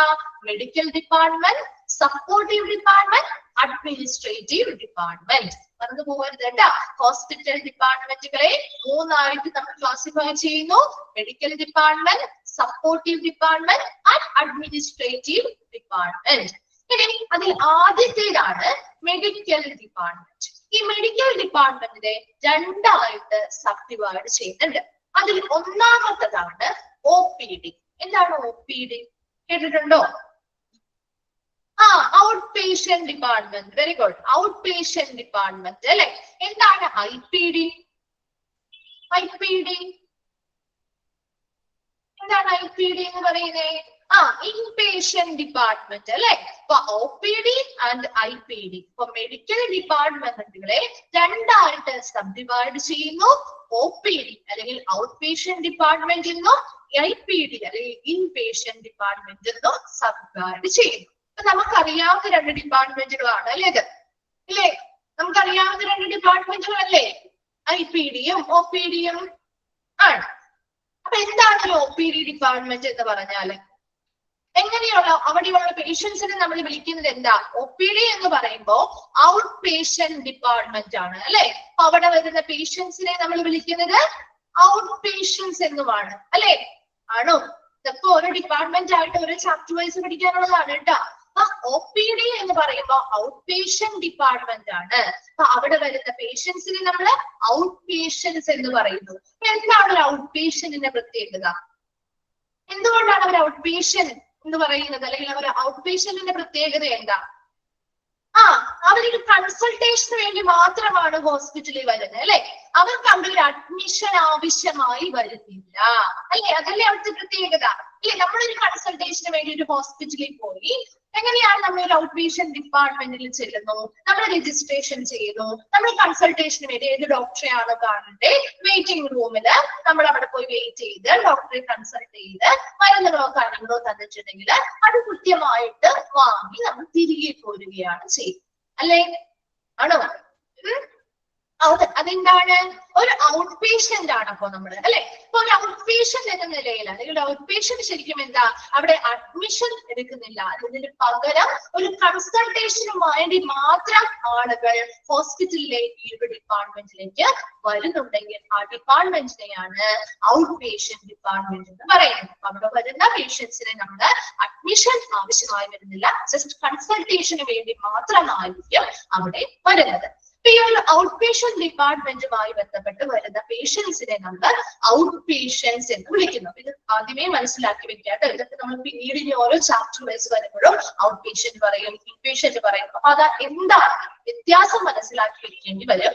അതിനനുസരിച്ച് ഇത് ഓരോ ഡിപ്പാർട്ട്മെന്റ് ആയിട്ട് നിങ്ങൾക്ക് ഫർദർ പഠിക്കാനുണ്ട് കേട്ടോ. ഓരോ ചാപ്റ്റർ വൈസ് ആയിട്ട് തന്നെ പഠിക്കാനുണ്ട് കേട്ടോ. അത് കുറച്ചും കൂടി ഡീറ്റെയിൽ ആയിട്ട് നിങ്ങൾ പഠിക്കും. അപ്പൊ നോക്കി എത്രയും മാത്രം വ്യത്യാസങ്ങൾ മാത്രം ജസ്റ്റ് ഒന്ന് മനസ്സിലാക്കി വെച്ചാൽ മതിയേ. ഇനി IPD ഇൻപേഷ്യന്റ് ഡിപ്പാർട്ട്മെന്റ്, അവിടുത്തെ ഇൻപേഷ്യൻസ് എന്ന് പറയുമ്പോൾ എന്താണ് അവിടുത്തെ പ്രത്യേകത? അഡ്മിറ്റ് ആയിട്ടുള്ള പേഷ്യൻസിനെയാണ് നമ്മൾ ഇൻപേഷ്യൻസ് എന്ന് വിളിക്കുന്നത് അല്ലെ. അവിടെ അഡ്മിറ്റ് ആയി ട്രീറ്റ്മെന്റുകൾ സ്വീകരിക്കുന്ന പേഷ്യൻസിനെയാണ് ഇൻപേഷ്യൻസ് എന്ന് വിളിക്കുന്നത്. അപ്പൊ അവിടെ അഡ്മിഷനുമായി ബന്ധപ്പെട്ട് പേഷ്യൻസിനെ അഡ്മിറ്റ് ചെയ്യുന്നു, അതുമായി ബന്ധപ്പെട്ട കാര്യങ്ങൾ കൈകാര്യം ചെയ്യുന്ന ഒരു ഡിപ്പാർട്ട്മെന്റ് ആണ് ഇൻപേഷ്യന്റ് ഡിപ്പാർട്ട്മെന്റ് എന്ന് പറയുന്നത്. അപ്പൊ ഹോസ്പിറ്റലിലെ മെഡിക്കൽ ഡിപ്പാർട്ട്മെന്റുകളിൽ വരുന്ന രണ്ട് സബ് ഡിവിഷൻ ആണ് OPD ഔട്ട് പേഷ്യന്റ് ഡിപ്പാർട്ട്മെന്റും ഇൻപേഷ്യന്റ് ഡിപ്പാർട്ട്മെന്റും. ക്ലിയർ ആണോ? ഇനി രണ്ടാമത്തെ ക്ലാസിഫിക്കേഷൻ ആണ് സപ്പോർട്ടീവ് ഡിപ്പാർട്ട്മെന്റ്. സപ്പോർട്ടീവ് ഡിപ്പാർട്ട്മെന്റിലെ 4 കാറ്റഗറി ആയിട്ട് അല്ലെങ്കിൽ 4 സബ് ഡിവിഷൻ ആയിട്ട് ഡിവൈഡ് ചെയ്യുന്നു. അതിൽ ഒന്നാമത്തത് തെറാപ്യൂട്ടിക്, രണ്ടാമത്തത് ജനറൽ, മൂന്നാമത്തത് ഡയഗ്നോസ്റ്റിക്സ്, നാലാമത്തത് ഇൻഫോർമേറ്റീവ്. ഏതൊക്കെയാ? Therapeutic, general, diagnostics and informative. 4ആയിട്ട് സപ്പോർട്ടീവ് ഡിപ്പാർട്ട്മെന്റിനെ സബ് ഡിവൈഡ് ചെയ്യും. ഇനി ഈ ഓരോ 4 എണ്ണത്തിന് 4 സബ് ഡിവിഷന്റെയും അണ്ടറിൽ വരുന്ന കാര്യങ്ങളാണ് ഇനി നോക്കുന്നത്. അതിൽ ഫസ്റ്റ് വണ്ണാണ് തെറാപ്യൂട്ടിക്, അതായത് ട്രീറ്റ്മെന്റ് സംബന്ധമായിട്ടുള്ള ചികിത്സാ സംബന്ധമായിട്ടുള്ള കാര്യങ്ങൾ. നോക്കിയപ്പോ അതിൽ കീഴിൽ വരുന്ന ഏതൊക്കെയാ? Pharmacy, physiotherapy, dietetics. ഇതൊക്കെ നിങ്ങൾ ജസ്റ്റ് ഒരു ഇൻഡെക്സ് പോലെ മനസ്സിലാക്കി വെച്ചാൽ മതി കേട്ടോ. അതിനുള്ളിലേക്ക് നമ്മൾ ഇമ്പോർട്ടന്റ് ആയിട്ടുള്ള ഓരോ ഡിപ്പാർട്ട്മെന്റുകളെയും നമ്മൾ ഇമ്പോർട്ടന്റ് ആയിട്ടുള്ള വ്യക്തി നമ്മൾ ഓരോ ചാപ്റ്ററിലും ഓരോ പേജിലും നമ്മൾ പഠിക്കുന്നുണ്ട് കേട്ടോ. ഇതൊന്ന് ജസ്റ്റ് നിങ്ങൾ മനസ്സിലാക്കി വെച്ചാൽ മതി. ഇപ്പൊ തെറാപ്യൂട്ടിക് എന്ന് പറഞ്ഞാൽ ചികിത്സാ സംബന്ധമായിട്ട് വരുമ്പോ അതിന്റെ അണ്ടറിൽ വരുന്ന 3 എണ്ണമാണ് ഫാർമസി, ഫിസിയോതെറാപ്പി, അതുപോലെ തന്നെ ഡയറ്ററ്റിക്സും. ഏതൊക്കെയാ? Pharmacy, physiotherapy, dietetics. ഇനി രണ്ടാമത്തെ സബ് ഡിവിഷൻ ആണ് ജനറൽ. ജനറലിന്റെ അണ്ടറിൽ വരുന്നതാണ് CSSD. എന്താണ് CSSD? അത് ഇമ്പോർട്ടന്റ് ആണ് കേട്ടോ. അതിന്റെ എക്സ്പാൻഡഡ് ഫോം എപ്പോഴും ചോദിച്ചു കണ്ടിട്ടുള്ള ഒരു ക്വസ്റ്റ്യൻ ആണ് CSSD. അറിയാമോ ആർക്കെങ്കിലും അതിന്റെ എക്സ്പാൻഡഡ് ഫോം? അറിയുമോ CSSD? Central sterile supply department. Central sterile supply department കേട്ടോ. നമ്മുടെ എക്യുപ്മെന്റ്സും കാര്യങ്ങളൊക്കെ ടൂൾസും കാര്യങ്ങളൊക്കെ സ്റ്റെറിലൈസ് ചെയ്യാൻ വേണ്ടി യൂസ് ചെയ്യുന്ന അല്ലെങ്കിൽ സ്റ്റെറിലൈസേഷൻ നടത്തുന്ന ഒരു ഡിപ്പാർട്ട്മെന്റ് ആണ് central sterile supply department. Central sterile supply department just ഒന്ന് നോട്ട് ചെയ്ത് വെക്കാം. ഇത് ഒരു ചാപ്റ്റർ ആയിട്ട് തന്നെ നിങ്ങൾക്ക് പഠിക്കാനുണ്ട്. അപ്പോൾ എന്തായാലും നിങ്ങൾ ഓൾറെഡി അവിടെ പഠിച്ചോളൂ കേട്ടോ. ഏതാണ്? CSSDയുടെ എക്സ്പാൻഡഡ് ഫോം ആണ് ചോദിച്ചത് Parvathi. Central sterile supply department. Central sterile supply department. Okay. Then housekeeping, ഇതൊക്കെ നിങ്ങൾ ഓരോ CSSTയും ഹൗസ് കീപ്പിംഗ് ഒക്കെ നമുക്ക് ഓരോ ചാപ്റ്റർ വൈസ് പഠിക്കാനുണ്ട് കേട്ടോ. അപ്പൊ ഓട്ടോമാറ്റിക്കലി നിങ്ങൾ അവിടെ പഠിച്ചോളൂ കേട്ടോ. ജസ്റ്റ് മിക്സഡ് റിപ്രൊഡക്ഷൻ പോലെ പറയുമ്പോ ഇതിലൂടെ പറഞ്ഞതേ ഉള്ളൂ കേട്ടോ. ഇനി house keeping, kitchen, laundry, security, maintenance, mortuary മുതലായവയാണ് ജനറൽ ഇതിന്റെ കീഴിൽ അണ്ടറിൽ വരുന്ന കാര്യങ്ങൾ. അപ്പം ജനറൽ സപ്പോർട്ടിംഗ് ഡിപ്പാർട്ട്മെന്റിന്റെ ജനറൽ സബ് ഡിവിഷനിന്റെ കീഴിൽ വരുന്നവയാണ് CSST, housekeeping, kitchen, laundry, security, maintenance, mortuary ഇത് മുതലായവ. ഓക്കെ അല്ലേ? മൂന്നാമത്തതാണ് ഡയഗ്നോസ്റ്റിക്സ്, നമ്മുടെ രോഗനിർണയവുമായി ബന്ധപ്പെട്ട അല്ലെങ്കിൽ രോഗനിർണയ സംബന്ധമായിട്ടുള്ളവ. അത് ഏതൊക്കെയാ വരുന്നത്? Laboratory, radiology. നമ്മൾ ഹോസ്പിറ്റലിൽ പോകുമ്പോൾ നമ്മുടെ രോഗനിർണയം നടത്താൻ വേണ്ടി പല പല ടെസ്റ്റുകൾ ചെയ്ത് നോക്കാറുണ്ട് അല്ലെ? ഇല്ലേ? പല പല ലാബ് ടെസ്റ്റുകൾ ചെയ്ത് നോക്കാറില്ലേ? അതിലൂടെ നമുക്ക് രോഗം നിർണയിക്കാൻ പറ്റാറുണ്ട് അല്ലെ? അതുപോലെ റേഡിയോളജി ഡിപ്പാർട്ട്മെന്റുകളിൽ നമ്മൾ പോവാറുണ്ട് അല്ലെ? എക്സ്റേയോ സ്കാനിങ്ങുകളോ കാര്യങ്ങളോ ഒക്കെ ചെയ്യാൻ വേണ്ടിയിട്ട് നമ്മൾ റേഡിയോളജി ഡിപ്പാർട്ട്മെന്റുകളിൽ പോവാറുണ്ട്. അപ്പൊ അതിലൂടെയും അവർ എക്സ്റേ നോക്കി അല്ലെങ്കിൽ അവർ സ്കാനിങ് റിപ്പോർട്ടുകൾ നോക്കിയിട്ടും നമ്മുടെ രോഗം നിർണ്ണയിക്കാൻ സാധിക്കില്ലേ? അപ്പൊ അതുകൊണ്ടാണ് ഡയഗ്നോസ്റ്റിക്സ് അല്ലെങ്കിൽ രോഗനിർണയവുമായി ബന്ധപ്പെട്ട് വരുന്നവയാണ് ലബോറട്ടറി, റേഡിയോളജി. നാലാമത്തതാണ് ഇൻഫർമേറ്റീവ്. ഏതൊക്കെയാ ഇൻഫർമേറ്റീവിൽ വരുന്നത്? Medical resources and IT. ഏതൊക്കെയാ? മെഡിക്കൽ റിസോഴ്സസ്, നമ്മുടെ മെഡിക്കൽ റെക്കോർഡ് മുതലായിട്ടുള്ള ഡിപ്പാർട്ട്മെന്റുകള്. അതുപോലെ തന്നെ IT, ഇൻഫർമേഷൻ ടെക്നോളജി. നമുക്കറിയാം പണ്ട് കാലങ്ങളിൽ ഹോസ്പിറ്റലിനെ അപേക്ഷിച്ച് ഇപ്പോ നമ്മുടെ ഹോസ്പിറ്റൽ എല്ലാം കമ്പ്യൂട്ടർ വൽക്കരിച്ചു കഴിഞ്ഞു അല്ലെ? എല്ലാ പേഷ്യൻസിന്റെ എല്ലാ ഇൻഫർമേഷൻസും നമുക്ക് കമ്പ്യൂട്ടറിൽ വളരെ എളുപ്പത്തിൽ അവൈലബിൾ ആക്കി നൽകുന്ന സംവിധാനങ്ങൾ ഇന്ന് വന്നു കഴിഞ്ഞു. അതിന്റെ ഇൻഫർമേഷൻ ടെക്നോളജി, ഇൻഫർമേഷൻ പരമായിട്ടുള്ള ടെക്നോളജി കാര്യങ്ങൾ, സാങ്കേതിക വിദ്യകളുടെ എന്താണ് ആ ഒരു ഭാഗം കൂടി നമ്മുടെ ഡിപ്പാർട്ട്മെന്റുകളിൽ അല്ലെങ്കിൽ ഹോസ്പിറ്റലുകളിൽ വന്നിട്ടുണ്ട്. അതാണ് ഇൻഫർമേറ്റീവിൽ വരുന്നത്. മെഡിക്കൽ റിസോഴ്സും IT-യും ഇൻഫർമേറ്റീവില് വരുന്ന കാര്യങ്ങളാണ്. ഇത്രയും സപ്പോർട്ടീവ് ഡിപ്പാർട്ട്മെന്റുകളുടെ കീഴിൽ 4ആയിട്ട് ക്ലാസിഫൈ ചെയ്തു. Therapeutic, general, diagnostics, informative. തെറാപ്യൂട്ടിക്കിന് അണ്ടറിൽ വരുന്നത് ഫാർമസി, ഫിസിയോതെറാപ്പി, ഡയറ്ററ്റിക്സ്. ജനറലിന്റെ അണ്ടറിൽ വരുന്നത് CSST, housekeeping, kitchen, laundry, security, maintenance, mortuary. ഡയഗ്നോസ്റ്റിക്സിന് അണ്ടറിൽ വരുന്നത് ലബോറട്ടറി, റേഡിയോളജി. ഇൻഫർമേറ്റീവിൽ വരുന്നത് medical resources and IT. Clear ആണോ? ഓക്കെ ആണോ? അടുത്ത ക്ലാസിഫിക്കേഷൻ ആണ് അഡ്മിനിസ്ട്രേറ്റീവ് ക്ലാസിഫിക്കേഷൻ. അഡ്മിനിസ്ട്രേറ്റീവ് അഡ്മിനിസ്ട്രേറ്റീവില് 3 ആയിട്ടാണ് സബ് ഡിവൈഡ് ചെയ്തിരിക്കുന്നത്. അതിൽ ഒന്നാമത്തത് അഡ്മിനിസ്ട്രേഷൻ, രണ്ടാമത്തത് ഫിനാൻസ്, മൂന്നാമത്തത് human resource. Administration, finance, human resource. Human resource എന്താ? HR അല്ലെ? ഹ്യൂമൻ റിസോഴ്സ് മാനേജ്മെന്റ് കേട്ട് കാണുമായിരിക്കും അല്ലെ? ഇപ്പൊ ഹോസ്പിറ്റലിൽ ഒരുപാട് സ്റ്റാഫുകൾ വർക്ക് ചെയ്യുന്നുണ്ട് അല്ലെ? എംപ്ലോയീസ് വർക്ക് ചെയ്യുന്നുണ്ട്. അപ്പൊ അവരെ കൃത്യമായിട്ട് ആവശ്യമായിട്ടുള്ള നിയമനങ്ങൾ നടത്തുക, അതിനനുസരിച്ചുള്ള ട്രെയിനിങ്ങൾ കൊടുക്കുക, അവരുടെ എല്ലാ കാര്യങ്ങളും കൈകാര്യം ചെയ്യുക. ലോവർ ലെവലിൽ മുതൽ ഹയർ ലെവലിലുള്ള സ്റ്റാഫുകളുടെ മുതലായിട്ടുള്ള എല്ലാ കാര്യങ്ങളും കൈകാര്യം ചെയ്യുന്ന ഒരു ഡിപ്പാർട്ട്മെന്റ് ആണ് ഹ്യൂമൻ റിസോഴ്സ് മാനേജ്മെന്റ് അല്ലെങ്കിൽ ആ ഒരു ഹ്യൂമൻ റിസോഴ്സ് ഡിപ്പാർട്ട്മെന്റ് എന്ന് പറയുന്നത്. അപ്പോ അഡ്മിനിസ്ട്രേറ്റീവ് വിഭാഗത്തിൽ ഉൾപ്പെടുന്ന അണ്ടറിൽ വരുന്ന സബ് ഡിവിഷൻസ് ആണ് അഡ്മിനിസ്ട്രേഷൻ, ഫിനാൻസ്, ഹ്യൂമൻ റിസോഴ്സ്. ഇത്രയും നമ്മുടെ ഹോസ്പിറ്റൽ ഡിപ്പാർട്ട്മെന്റുകളെ ക്ലാസിഫൈ ചെയ്തിരിക്കുന്നതാണ്. 3ആയിട്ടായിരുന്നു medical department, supportive department, administrative department. Medical ഡിപ്പാർട്ട്മെന്റിൽ OPD, IPD മുതലായവ വരുന്നു. സപ്പോർട്ട് ഡിപ്പാർട്ട്മെന്റിന് കീഴിൽ തെറാപ്യൂട്ടിക്, ജനറൽ, അതുപോലെ ഡയഗ്നോസ്റ്റിക് ആൻഡ് ഇൻഫർമേറ്റീവ്. അതിന് കീഴിൽ കുറെ സബ് ഡിവിഷൻസ്, കുറെ അണ്ടറിൽ കുറെ കാര്യങ്ങൾ വരുന്നുണ്ട്. മൂന്നാമത് അഡ്മിനിസ്ട്രേറ്റീവ് ഡിപ്പാർട്ട്മെന്റ്, അതിന് കീഴിൽ 3 വരുന്നത്. Administration, finance, human resource. Clear ആണോ? ഓക്കെ. ഇനി നമ്മള് നെക്സ്റ്റ് ഭാഗത്തേക്ക് പോവാണ്. Administrative department, medical department, supportive department മുതലായ കാര്യങ്ങളെ കുറിച്ചുള്ള പ്രധാന ഭാഗങ്ങളിലേക്ക് നമ്മൾ ഇനി കടക്കും. അപ്പൊ അതില് ഫസ്റ്റ് തന്നെ നമ്മള് മെഡിക്കൽ ഡിപ്പാർട്ട്മെന്റിനെ കുറിച്ചാണ് നോക്കുന്നത്. അപ്പൊ ആദ്യം നമ്മൾ മെഡിക്കൽ ഡിപ്പാർട്ട്മെന്റിലെ പഠിച്ചത് അല്ലെ? മെഡിക്കൽ ഡിപ്പാർട്ട്മെന്റിന്റെ കീഴിൽ ഏതൊക്കെയാ വരുന്നേ? ഏതൊക്കെ 2 കാര്യങ്ങളാണ് വരുന്നതെന്ന് നമ്മൾ പറഞ്ഞല്ലോ. ഏതൊക്കെയാ വരുന്നേ? Medical department very good. O P ഡിയും ഐ പി ഡിയും അല്ലെ, ഒ പി ഡിയും ഐ പി ഡിയും. അപ്പൊ നമുക്ക് ഒരു O P D I P D എന്താണെന്ന് പറയാം. അപ്പൊ അതിനുള്ളില് ഇൻപേഷ്യൻസിന് കൊടുക്കുന്ന സേവനങ്ങള്, ഔട്ട് പേഷ്യൻസിന് കൊടുക്കുന്ന സേവനങ്ങള്, അത് രണ്ടായിട്ട് 2 ബോക്സുകളിലായിട്ട് ഇവിടെ കമ്പാരിസൺ പോലെ അല്ലെങ്കിൽ 2 ബോക്സ് ആയിട്ട് ഇവിടെ ക്ലാസിഫൈ ചെയ്തിട്ടുണ്ട്. അപ്പൊ അതിനാദ്യം ഒരു ഇൻപേഷ്യൻസിന് കൊടുക്കുന്ന സേവനങ്ങളാണ് പറയുന്നത്, അല്ലെങ്കിൽ ഒരു ഇൻപേഷ്യൻ ഡിപ്പാർട്ട്മെന്റുമായി ബന്ധപ്പെട്ട് വരുന്ന പ്രധാനപ്പെട്ട സർവീസുകൾ അല്ലെങ്കിൽ സേവനങ്ങളാണ് ആദ്യത്തെ ബോക്സിൽ കൊടുത്തിരിക്കുന്നത്. അതിൽ ഒന്നാമത്തത് പേഷ്യന്റ് റൂം അല്ലെ. നമ്മളൊരു ഇൻപേഷ്യന്റ് ആയിട്ട് നമ്മളൊന്ന് ആലോചിച്ച് നോക്കി. നമ്മളൊരു ഇൻപേഷ്യന്റ് ആണ്, നമ്മൾ അവിടെ അഡ്മിഷൻ എടുത്ത് താമസിക്കുവാണ്, സ്റ്റേ ചെയ്ത് ട്രീറ്റ്മെന്റോ കാര്യങ്ങളോ എടുക്കുമ്പോൾ നമുക്ക് പേഷ്യൻസിന് റൂമുകൾ ലഭ്യമാകാറുണ്ട് അല്ലെ. റൂം കിട്ടാറില്ലേ? പേഷ്യന്റ് വാർഡുകൾ ലഭ്യമാകാറുണ്ട് അല്ലെ. ഇന്റൻസീവ് കെയർ യൂണിറ്റ് അത്യാവശ്യമാണെങ്കിൽ അവർക്ക് ഇന്റൻസീവ് കെയർ യൂണിറ്റ് അല്ലെങ്കിൽ ICU ലഭ്യമാകാറുണ്ട് അല്ലെ. ഓപ്പറേഷൻ തിയേറ്റർ, സർജറിയും കാര്യങ്ങളും ആവശ്യമായി വരുന്നവരാണെങ്കിൽ അവർക്ക് ഓപ്പറേഷൻ തിയേറ്റർ ലഭ്യമാക്കി നൽകാറുണ്ട്.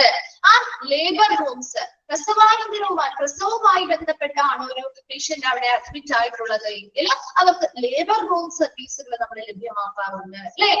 മെറ്റേണിറ്റി വാർഡ്, പ്രസവാനന്തര വാർഡുകളും നമുക്കവിടെ ലഭ്യമാക്കാറുണ്ട്. ഇതൊക്കെ ഇൻപേഷ്യൻ സേവനങ്ങൾ അല്ലെങ്കിൽ സർവീസുകളിൽ വരുന്ന കാര്യങ്ങളാണ്. പേഷ്യന്റ് റൂംസ്, പേഷ്യന്റ് വാർഡുകള്, ഇന്റൻസീവ് കെയർ യൂണിറ്റ് അല്ലെങ്കിൽ ICU, ഓപ്പറേഷൻ തിയേറ്ററുകള്, ലേബർ റൂം, മെറ്റേണിറ്റി വാർഡുകൾ. ഓക്കെ, ഇനി അടുത്ത ബോക്സിൽ നോക്കി ഔട്ട് പേഷ്യന്റ് സർവീസസ് ആണ് പറയുന്നത്. ഔട്ട് പേഷ്യന്റ് ഡിപ്പാർട്ട്മെന്റുകളുമായി ബന്ധപ്പെട്ട് നമ്മൾ കൊടുക്കുന്ന സേവനങ്ങളാണ് ഒന്നാമത്തത് കാഷ്വാലിറ്റി. പോവാറില്ലേ നമ്മൾ കാഷ്വാലിറ്റിയിൽ? എന്തെങ്കിലും ഒരു എമർജൻസി സിറ്റുവേഷൻ വന്നാല് നമ്മൾ ആദ്യം പോകുന്നത് എവിടേക്കാ? ഹോസ്പിറ്റലിന്റെ കാഷ്വാലിറ്റിയിലേക്കാണ് അല്ലെ. ആണോ? ഒരു എമർജൻസി സിറ്റുവേഷൻ വന്നാൽ നമ്മൾ ആദ്യം പോകുന്ന അല്ലേ കാഷ്വാലിറ്റി. അതെ. രണ്ടാമത്തത് കാർഡിയോളജി. എന്താണ് ഒരു കാർഡിയോളജി ഡിപ്പാർട്ട്മെന്റുമായി ബന്ധപ്പെട്ട്?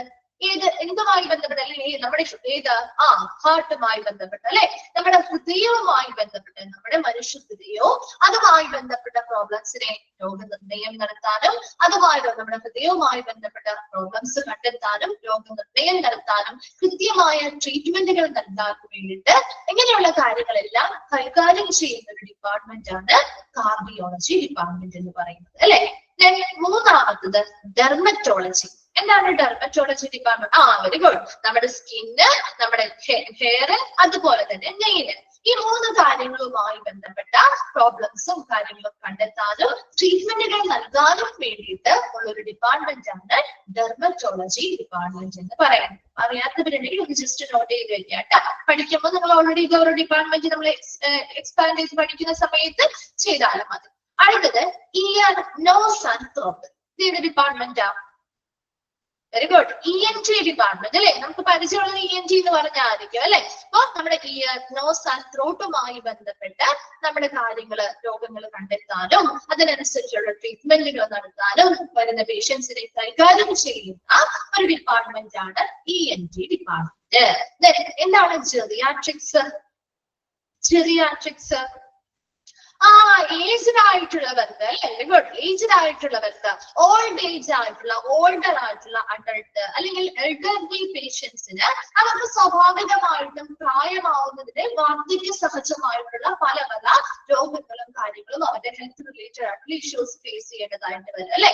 അവരുടെ ഓവറോൾ ആയിട്ടുള്ള ഹെൽത്ത് മെച്ചപ്പെടുത്തുക, അതുപോലെ തന്നെ നല്ല ക്വാളിറ്റിയുള്ള ലൈഫ് ഒരു എൽഡർ ആയിട്ടുള്ള ആളുകൾക്ക് പ്രൊവൈഡ് ചെയ്യുന്നതിന് വേണ്ടി ഫോക്കസ് ചെയ്തിട്ടുള്ള ഒരു ഡിപ്പാർട്ട്മെന്റ് ആണ് ജെറിയാട്രിക്സ് ഡിപ്പാർട്ട്മെന്റ് എന്ന് പറയുന്നത്. ഓക്കെ ആണോ? Gastroenterology. എന്താ ഗ്യാസ്ട്രോ എൻട്രോളജി? ഉദര സംബന്ധമായിട്ടുള്ള രോഗങ്ങൾ നോക്കുന്ന അല്ലെ. നമ്മുടെ സ്റ്റൊമക് റിലേറ്റഡ്, അതെ, stomach, small intestine, large intestine, pancreas, liver മുതലായിട്ടുള്ള നമ്മുടെ അബ്ഡോമിനൽ ഏരിയയിലുള്ള അല്ലെങ്കിൽ ഉദര സംബന്ധമായിട്ട് നമ്മുടെ ഡൈജസ്റ്റീവ് സിസ്റ്റവുമായി ബന്ധപ്പെട്ട പ്രോബ്ലംസ് കാര്യങ്ങൾ കൃത്യമായിട്ട് രോഗനിർണയം നടത്തുകയും ട്രീറ്റ്മെന്റുകൾ നടത്തുകയും ചെയ്യുന്ന അതുമായി ബന്ധപ്പെട്ട കാര്യങ്ങൾ കൈകാര്യം ചെയ്യുന്ന ഒരു ഡിപ്പാർട്ട്മെന്റ് ആണ് ഗ്യാസ്ട്രോ എൻട്രോളജി ഡിപ്പാർട്ട്മെന്റ് എന്ന് പറയുന്നത്. ഇനി ജനറൽ സർജറി. നമുക്കറിയാം അല്ലെ, പൊതുവായിട്ട് നമ്മുടെ ഹോസ്പിറ്റലുകളിൽ ജനറൽ സർജറി വിഭാഗങ്ങളുണ്ട് അല്ലെ. അല്ലെ? ജനറൽ സർജറി സ്പെഷ്യലൈസ്ഡ് ആയിട്ടുള്ളവയുണ്ട്, ജനറൽ സർജറി വിഭാഗമുണ്ട് അല്ലെ? നമ്മൾ ചില ഹോസ്പിറ്റലിൽ ചെല്ലുമ്പോൾ നമുക്ക് എന്തെങ്കിലും ബുദ്ധിമുട്ട് ജനറൽ സർജറിയിൽ ഒന്ന് കാണിക്കാൻ വേണ്ടി ഡോക്ടേഴ്സ് റെഫർ ചെയ്ത് തരാറുണ്ട് അല്ലെ? ചെയ്യാറില്ലേ? നമ്മുടെ അബ്ഡോമനുമായി ബന്ധപ്പെട്ടോ അല്ലെങ്കിൽ നമ്മുടെ ബ്രസ്റ്റുമായി ബന്ധപ്പെട്ടോ സ്കിന്നുമായി ബന്ധപ്പെട്ടോ സോഫ്റ്റ് ടിഷ്യൂസുമായി ബന്ധപ്പെട്ടോ ഒക്കെ പ്രധാനമായിട്ടും അതുമായി ബന്ധപ്പെട്ടൊക്കെ എന്തെങ്കിലും പ്രശ്നങ്ങളോ സർജറിയോ കാര്യങ്ങളോ വേണ്ടതായിട്ടുണ്ടെങ്കിൽ നമ്മുടെ ഈ ഒരു ജനറൽ സർജറി വിഭാഗത്തിനെയാണ് കൂടുതലും ബന്ധപ്പെടുക. എന്താണ് ഹെമറ്റോളജി?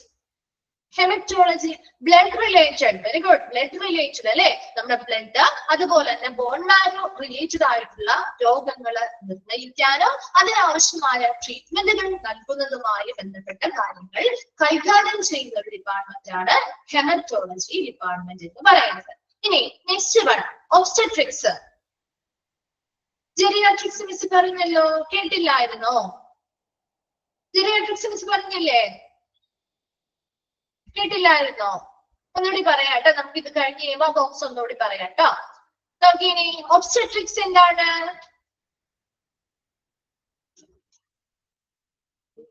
അതെ, നമ്മുടെ പ്രസവ ചികിത്സയുമായി ബന്ധപ്പെട്ട് അല്ലെ? നമ്മുടെ ശരിക്കും ഒരു ഒബ്സ്റ്റട്രിക് ഡിപ്പാർട്ട്മെന്റ് എന്ന് പറഞ്ഞാൽ അമ്മയെയും കുഞ്ഞിനെയും അല്ലെ രണ്ടുപേരുടെയും ആരോഗ്യത്തെ സംരക്ഷിക്കുന്ന, ശരിയാണ്, ഗൈനക്കോളജി ഇതുമായി ബന്ധപ്പെട്ട് വരുന്നതാണ് അല്ലെ? ഇപ്പൊ നമ്മുടെ ഒരു അമ്മയും കുഞ്ഞിനെയും പ്രസവത്തിന് മുൻപ് പ്രസവശേഷവും നമ്മുടെ അമ്മയും കുഞ്ഞിന്റെയും ആരോഗ്യത്തെ ഒരുപോലെ നല്ല രീതിയിൽ നിലനിർത്താൻ കൈകാര്യം ചെയ്യുന്ന ഒരു ഡിപ്പാർട്ട്മെന്റ് ആണ് ഒബ്സ്റ്റട്രിക് ഡിപ്പാർട്ട്മെന്റ്. അടുത്തത് പീഡിയാട്രിക്സ്. എന്താണ്? ശിശുരോഗ വിഭാഗം അല്ലെ? കുട്ടികൾക്ക് വേണ്ടിയിട്ട് അല്ലെ? ശിശുരോഗ വിഭാഗം ഇതൊക്കെ നമുക്ക് അറിയാവുന്ന കാര്യങ്ങളാണ് അല്ലെ? ന്യൂറോളജി, ന്യൂറോളജി നെർവസ് സിസ്റ്റവുമായി ബന്ധപ്പെട്ട് അല്ലെ? നമ്മുടെ നാഡീ വ്യവസ്ഥയെ ബാധിക്കുന്ന രീതിയിൽ ബ്രെയിൻ, സ്പൈനൽ കോഡ്, നെർവ്സ് മുതലായവയെ സംബന്ധിച്ചുള്ള രോഗനിർണയം നടത്താനും ട്രീറ്റ്മെന്റുകൾ നടത്താനും വേണ്ടിയിട്ടുള്ള ഒരു ഡിപ്പാർട്ട്മെന്റ് ആണ് ന്യൂറോളജി ഡിപ്പാർട്ട്മെന്റ് എന്ന് പറയുന്നത്. ഇനി നെക്സ്റ്റ് വൺ ഓങ്കോളജി. ഏതാണ്? Oncology, very good. ക്യാൻസർ അല്ലെ? എല്ലാ തരത്തിലുമുള്ള ക്യാൻസറിനുള്ള രോഗനിർണയം നടത്തുന്നു, ട്രീറ്റ്മെന്റുകളും നടത്തുന്നത് കീമോതെറാപ്പി, റേഡിയോതെറാപ്പി മുതലായിട്ടുള്ളവയൊക്കെ പ്രൊവൈഡ് ചെയ്യുന്ന ഒരു ഡിപ്പാർട്ട്മെന്റ് ആണ് ഓങ്കോളജി ഡിപ്പാർട്ട്മെന്റ്. ലാസ്റ്റ് വൺ ആണ് ഒഫ്താൽമോളജി. എന്താണ് ഒഫ്താൽമോളജി? നേത്രരോഗ വിഭാഗം അല്ലെ? നമ്മുടെ കണ്ണുമായി ബന്ധപ്പെട്ട് രോഗങ്ങളെ നിർണ്ണയിക്കുക, ട്രീറ്റ്മെന്റുകൾ നടത്തുക, ആവശ്യമാണെങ്കിൽ സർജറികൾ ചെയ്യുക മുതലായ കാര്യങ്ങൾ നോക്കി നടത്തുന്ന അല്ലെങ്കിൽ കൈകാര്യം ചെയ്യുന്ന ഒരു ഡിപ്പാർട്ട്മെന്റ് ആണ് ഒഫ്താൽമോളജി. ഇപ്പൊ ഇത്രയും പ്രധാനപ്പെട്ട ഡിപ്പാർട്ട്മെന്റുകളെയാണ് ഉൾപ്പെടുത്തിയിരിക്കുന്നത്. ഇത് കൂടാതെ ഒത്തിരി ഡിപ്പാർട്ട്മെന്റുകളുണ്ട്. വളരെ ഇമ്പോർട്ടന്റ് ആയിട്ടുള്ളവ മാത്രമേ നമ്മുടെ ഇവിടെ ഉൾപ്പെടുത്തിയിട്ടുള്ളൂ. അത് മാത്രമേ നിങ്ങൾക്ക് പഠിക്കാനുള്ളൂ കേട്ടോ. അപ്പൊ നമ്മുടെ മെഡിക്കൽ ഡിപ്പാർട്ട്മെന്റുകളില് രണ്ട് ഡിപ്പാർട്ട്മെന്റുകളാണ് അതിനെ സബ് ഡിവൈഡ് ചെയ്തിട്ടുള്ളത്. ഒന്നാമത്തത് ഇൻപേഷ്യന്റ് ഡിപ്പാർട്ട്മെന്റും രണ്ടാമത്തത് ഔട്ട് പേഷ്യന്റ് ഡിപ്പാർട്ട്മെന്റും. അതില് ഇൻപേഷ്യന്റ് സർവീസുകൾ ഇൻപേഷ്യന്റ് ഡിപ്പാർട്ട്മെന്റുകൾ നൽകുന്ന പ്രധാനപ്പെട്ട ഇൻപേഷ്യന്റ് സേവനങ്ങൾ എന്തൊക്കെയാണ്, ഔട്ട് പേഷ്യന്റ് ഡിപ്പാർട്ട്മെന്റ് നൽകുന്ന പ്രധാനപ്പെട്ട ഔട്ട് പേഷ്യന്റ് സർവീസുകൾ അല്ലെങ്കിൽ സേവനങ്ങൾ എന്തൊക്കെയാണെന്നാണ് രണ്ട് ബോക്സിലാക്കി കൊടുത്തിരിക്കുന്നത്. അതിൽ ഇൻപേഷ്യന്റ് സർവീസുകൾ അല്ലെങ്കിൽ ഇൻപേഷ്യന്റ് സേവനങ്ങളിൽ വരുന്നവയാണ് പേഷ്യൻസിന് കൊടുക്കുന്ന rooms, ward, intensive care unit അല്ലെങ്കിൽ ICU, ഓപ്പറേഷൻ തിയേറ്ററുകള്, ലേബർ റൂംസ്, മെറ്റേണിറ്റി വാർഡ് മുതലായവ. ഔട്ട് പേഷ്യന്റ് സർവീസ് അല്ലെങ്കിൽ സേവനങ്ങളിൽ ഉൾപ്പെടുന്നവയാണ് കാഷ്വാലിറ്റി. നമ്മളൊരു എമർജൻസി സിറ്റുവേഷനിൽ നമ്മൾ ബന്ധപ്പെടുന്ന ഏരിയയാണ് കാഷ്വാലിറ്റി. കാർഡിയോളജി, ഹൃദയ സംബന്ധമായിട്ടുള്ള രോഗങ്ങളെ നിർണ്ണയിക്കാനും ട്രീറ്റ്മെന്റുകൾ നൽകാനും വേണ്ടിയിട്ടുള്ള ഡിപ്പാർട്ട്മെന്റ് ആണ്. ഡെർമറ്റോളജി എന്താ? സ്കിൻ, ഹെയർ, നെയിൽ മുതലായിട്ടുള്ള കാര്യങ്ങളുമായി ബന്ധപ്പെട്ട അല്ലെങ്കിൽ ഇടങ്ങളുമായി സംബന്ധിച്ചുള്ള രോഗങ്ങൾ നിർണ്ണയിക്കാനും അതിനനുസരിച്ചുള്ള ട്രീറ്റ്മെന്റ് കെയർ നൽകാനും കൈകാര്യം ചെയ്യുന്ന ഒരു ഡിപ്പാർട്ട്മെന്റ് ആണ് dermatology department. Ear, nose and throat എന്ന് പറഞ്ഞ ENT ഡിപ്പാർട്ട്മെന്റ്. ജെറിയാട്രിക്സ് എന്താ പറഞ്ഞേ? നമ്മൾ പറഞ്ഞില്ലായിരുന്നോ ജെറിയാട്രിക്സ്? എന്താണ്? ഓൾഡർ ആയിട്ടുള്ള അഡൾട്ട്സിന് അല്ലെ അല്ലെങ്കിൽ എൽഡർലി പേഷ്യൻസിന് അവരുടെ നല്ല രീതിയിൽ മൊത്തത്തിലുള്ള അവരുടെ ഓവറോൾ ആയിട്ടുള്ള ഹെൽത്ത് ഇംപ്രൂവ് ചെയ്യാൻ, മെച്ചപ്പെടുത്താൻ, അവർക്ക് നല്ലൊരു ക്വാളിറ്റി ഉള്ള ലൈഫ് പ്രൊവൈഡ് ചെയ്യുന്നതിനെയും ഫോക്കസ് ചെയ്യുന്നത്. അപ്പൊ അതിനുവേണ്ടി അവർക്ക് നല്ല രീതിയിൽ ആവശ്യമായിട്ടുള്ള പരിചരണങ്ങൾ മെഡിക്കൽ പരമായിട്ടും സോഷ്യൽ പരമായിട്ടും സൈക്കോളജിക്കൽ പരമായിട്ടും അവരുടെ ആവശ്യകതകൾ മനസ്സിലാക്കുകയും അതിനനുസരിച്ചുള്ള കാര്യങ്ങൾ സൊല്യൂഷൻസ് നൽകുകയും ചെയ്തുകൊണ്ട് ഒരു ഓവറോൾ ആയിട്ടുള്ള എൽഡർലി പ്രായമായവർക്ക് വാർദ്ധക്യ സഹജമായ രോഗങ്ങളും പലതരത്തിലുള്ള മാനസിക അവസ്ഥകളിലൂടെയും കടന്നു പോകുന്നവരായിരിക്കും അല്ലെ. അവർക്ക് അതിനനുസരിച്ചുള്ള ഒരു സപ്പോർട്ട് കൊടുക്കുക, അവരുടെ ഓവറോൾ ആയിട്ടുള്ള ഹെൽത്ത് നിലനിർത്തുക എന്നതൊക്കെയാണ് ഈ ഒരു ഡിപ്പാർട്ട്മെന്റിനെ പ്രധാനമായിട്ടും ഈ ഒരു ഡിപ്പാർട്ട്മെന്റ് ഫോക്കസ് ചെയ്യുന്നത്. നെക്സ്റ്റ് നമ്മൾ പറഞ്ഞിരുന്നു ഗ്യാസ്ട്രോ എൻട്രോളജി, ഉദര സംബന്ധമായിട്ടുള്ള അല്ലെ, നമ്മുടെ അബ്ഡോമിനൽ റിലേറ്റഡ് ആയിട്ട് നമ്മുടെ stomach, small intestine, large intestine, pancreas, നമ്മുടെ ഡൈജസ്റ്റീവ് സിസ്റ്റവുമായി ബന്ധപ്പെട്ട രോഗങ്ങളെ നിർണ്ണയിക്കാനും ട്രീറ്റ്മെന്റുകൾ നൽകാനും വേണ്ടിയിട്ടുള്ള അങ്ങനെയുള്ള കാര്യങ്ങൾ കൈകാര്യം ചെയ്യുന്ന ഒരു ഡിപ്പാർട്ട്മെന്റ് ആണ് gastro enterology department. Then general surgery നമ്മൾ പറഞ്ഞിരുന്നു, പൊതുവായിട്ട് നമ്മുടെ ജനറൽ സർജറി വിഭാഗം നിലനിൽക്കുന്നുണ്ട്. ദെൻ ഹെമറ്റോളജി, എന്താണ് ഹെമറ്റോ എന്ന് പറയുമ്പോൾ ആ പേരിൽ തന്നെ ബ്ലഡ് ആൻഡ് ബ്ലഡ് റിലേറ്റഡ് ആയിട്ടുള്ള ഡിസീസുകളാണ് അല്ലെ. അപ്പൊ പലതരത്തിലുള്ളവ ഉണ്ടാവാം, അനീമിയ ആവാം, അല്ലെ, ബ്ലഡ് ക്യാൻസർ, അതുപോലെ ബ്ലീഡിങ്, അങ്ങനെ പല രോഗങ്ങളും നമ്മൾ ഈ ഒരു ഡിപ്പാർട്ട്മെന്റിനാണ് പ്രധാനമായിട്ടും കൈകാര്യം ചെയ്യുക. ഒബ്സ്റ്ററ്റിക്സ് എന്ന് പറഞ്ഞാൽ പ്രസവ ചികിത്സയുമായി ബന്ധപ്പെട്ട ഒരു അമ്മയുടെയും കുഞ്ഞിന്റെയും പൂർണ്ണമായിട്ടുള്ള ആരോഗ്യത്തെ സംരക്ഷിക്കുക എന്ന ഒരു ഫോക്കസ് ചെയ്തുകൊണ്ട് അവരുടെ ആ ഒരു ഡെലിവറിക്ക് മുൻപും ശേഷവും അവർക്ക് പൂർണ്ണമായിട്ടുള്ള സപ്പോർട്ട് അല്ലെങ്കിൽ പിന്തുണയും ട്രീറ്റ്മെന്റും പരിചരണങ്ങളും ഒക്കെ കൊടുക്കുന്ന ഒരു ഡിപ്പാർട്ട്മെന്റ് ആണ് ഒബ്സ്റ്ററ്റിക് ഡിപ്പാർട്ട്മെന്റ്. പീഡിയാട്രിക്സ് പറയുന്ന ശിശുരോഗ വിഭാഗം അല്ലെ, നമുക്ക് അറിയാവുന്ന കാര്യമാണ്, കുട്ടികൾക്ക് വേണ്ടിയിട്ടുള്ളതാണ്. കുട്ടികളുടെ രോഗങ്ങളും കാര്യങ്ങളും കണ്ടെത്താനും അതിനനുസരിച്ച് പ്രോപ്പർ ട്രീറ്റ്മെന്റും കെയർ കൊടുക്കുന്നതിന് വേണ്ടിയിട്ടും കാര്യങ്ങൾ കൈകാര്യം ചെയ്യുന്ന ഒരു ഡിപ്പാർട്ട്മെന്റ് ആണ് പീഡിയാട്രിക്സ് ഡിപ്പാർട്ട്മെന്റ്. ന്യൂറോളജി ഡിപ്പാർട്ട്മെന്റോ നാഡീവ്യവസ്ഥയിലെ നെർവസ് സിസ്റ്റവുമായി ബന്ധപ്പെട്ട നമ്മുടെ ബ്രെയിൻ, സ്പൈനൽ കോഡ്, നെർവുകൾക്ക് ഉണ്ടാവുന്ന രോഗങ്ങൾ കാര്യങ്ങളെല്ലാം കണ്ടെത്താനും പ്രോപ്പർ ട്രീറ്റ്മെന്റും കെയറും കൊടുക്കാനും വേണ്ടിയിട്ടുള്ള ഒരു ഡിപ്പാർട്ട്മെന്റ് ആണ് ന്യൂറോളജി ഡിപ്പാർട്ട്മെന്റ്. ഓങ്കോളജി ഡിപ്പാർട്ട്മെന്റോ ക്യാൻസർ റിലേറ്റഡ് ആയിട്ടുള്ള അല്ലെ, എല്ലാ തരത്തിലുമുള്ള ക്യാൻസർ റിലേറ്റഡ് ആയിട്ടുള്ള കാര്യങ്ങൾ കണ്ടെത്താനും അതിനനുസരിച്ച് കീമോതെറാപ്പി, റേഡിയോ തെറാപ്പി മുതലായ ട്രീറ്റ്മെന്റുകൾ നൽകാനും വേണ്ടിയിട്ടുള്ള ഒരു ഡിപ്പാർട്ട്മെന്റ് ആണ് ഓങ്കോളജി ഡിപ്പാർട്ട്മെന്റ്. നെക്സ്റ്റ് വരുന്നത് ഒഫ്താൽമോളജി, നേത്രരോഗ വിഭാഗം അല്ലെ, നമ്മുടെ കണ്ണുമായി ബന്ധപ്പെട്ട് വരുന്ന രോഗങ്ങളെ കണ്ടെത്താനും അതിനനുസരിച്ചുള്ള ട്രീറ്റ്മെന്റും കെയറും നൽകാനും വേണ്ടിയിട്ടുള്ള ഒരു ഡിപ്പാർട്ട്മെന്റ് ആണ് ഒഫ്താൽമോളജി ഡിപ്പാർട്ട്മെന്റ്. ക്ലിയർ ആണോ? ആ രണ്ട് ബോക്സും ഓക്കെ ആണോ?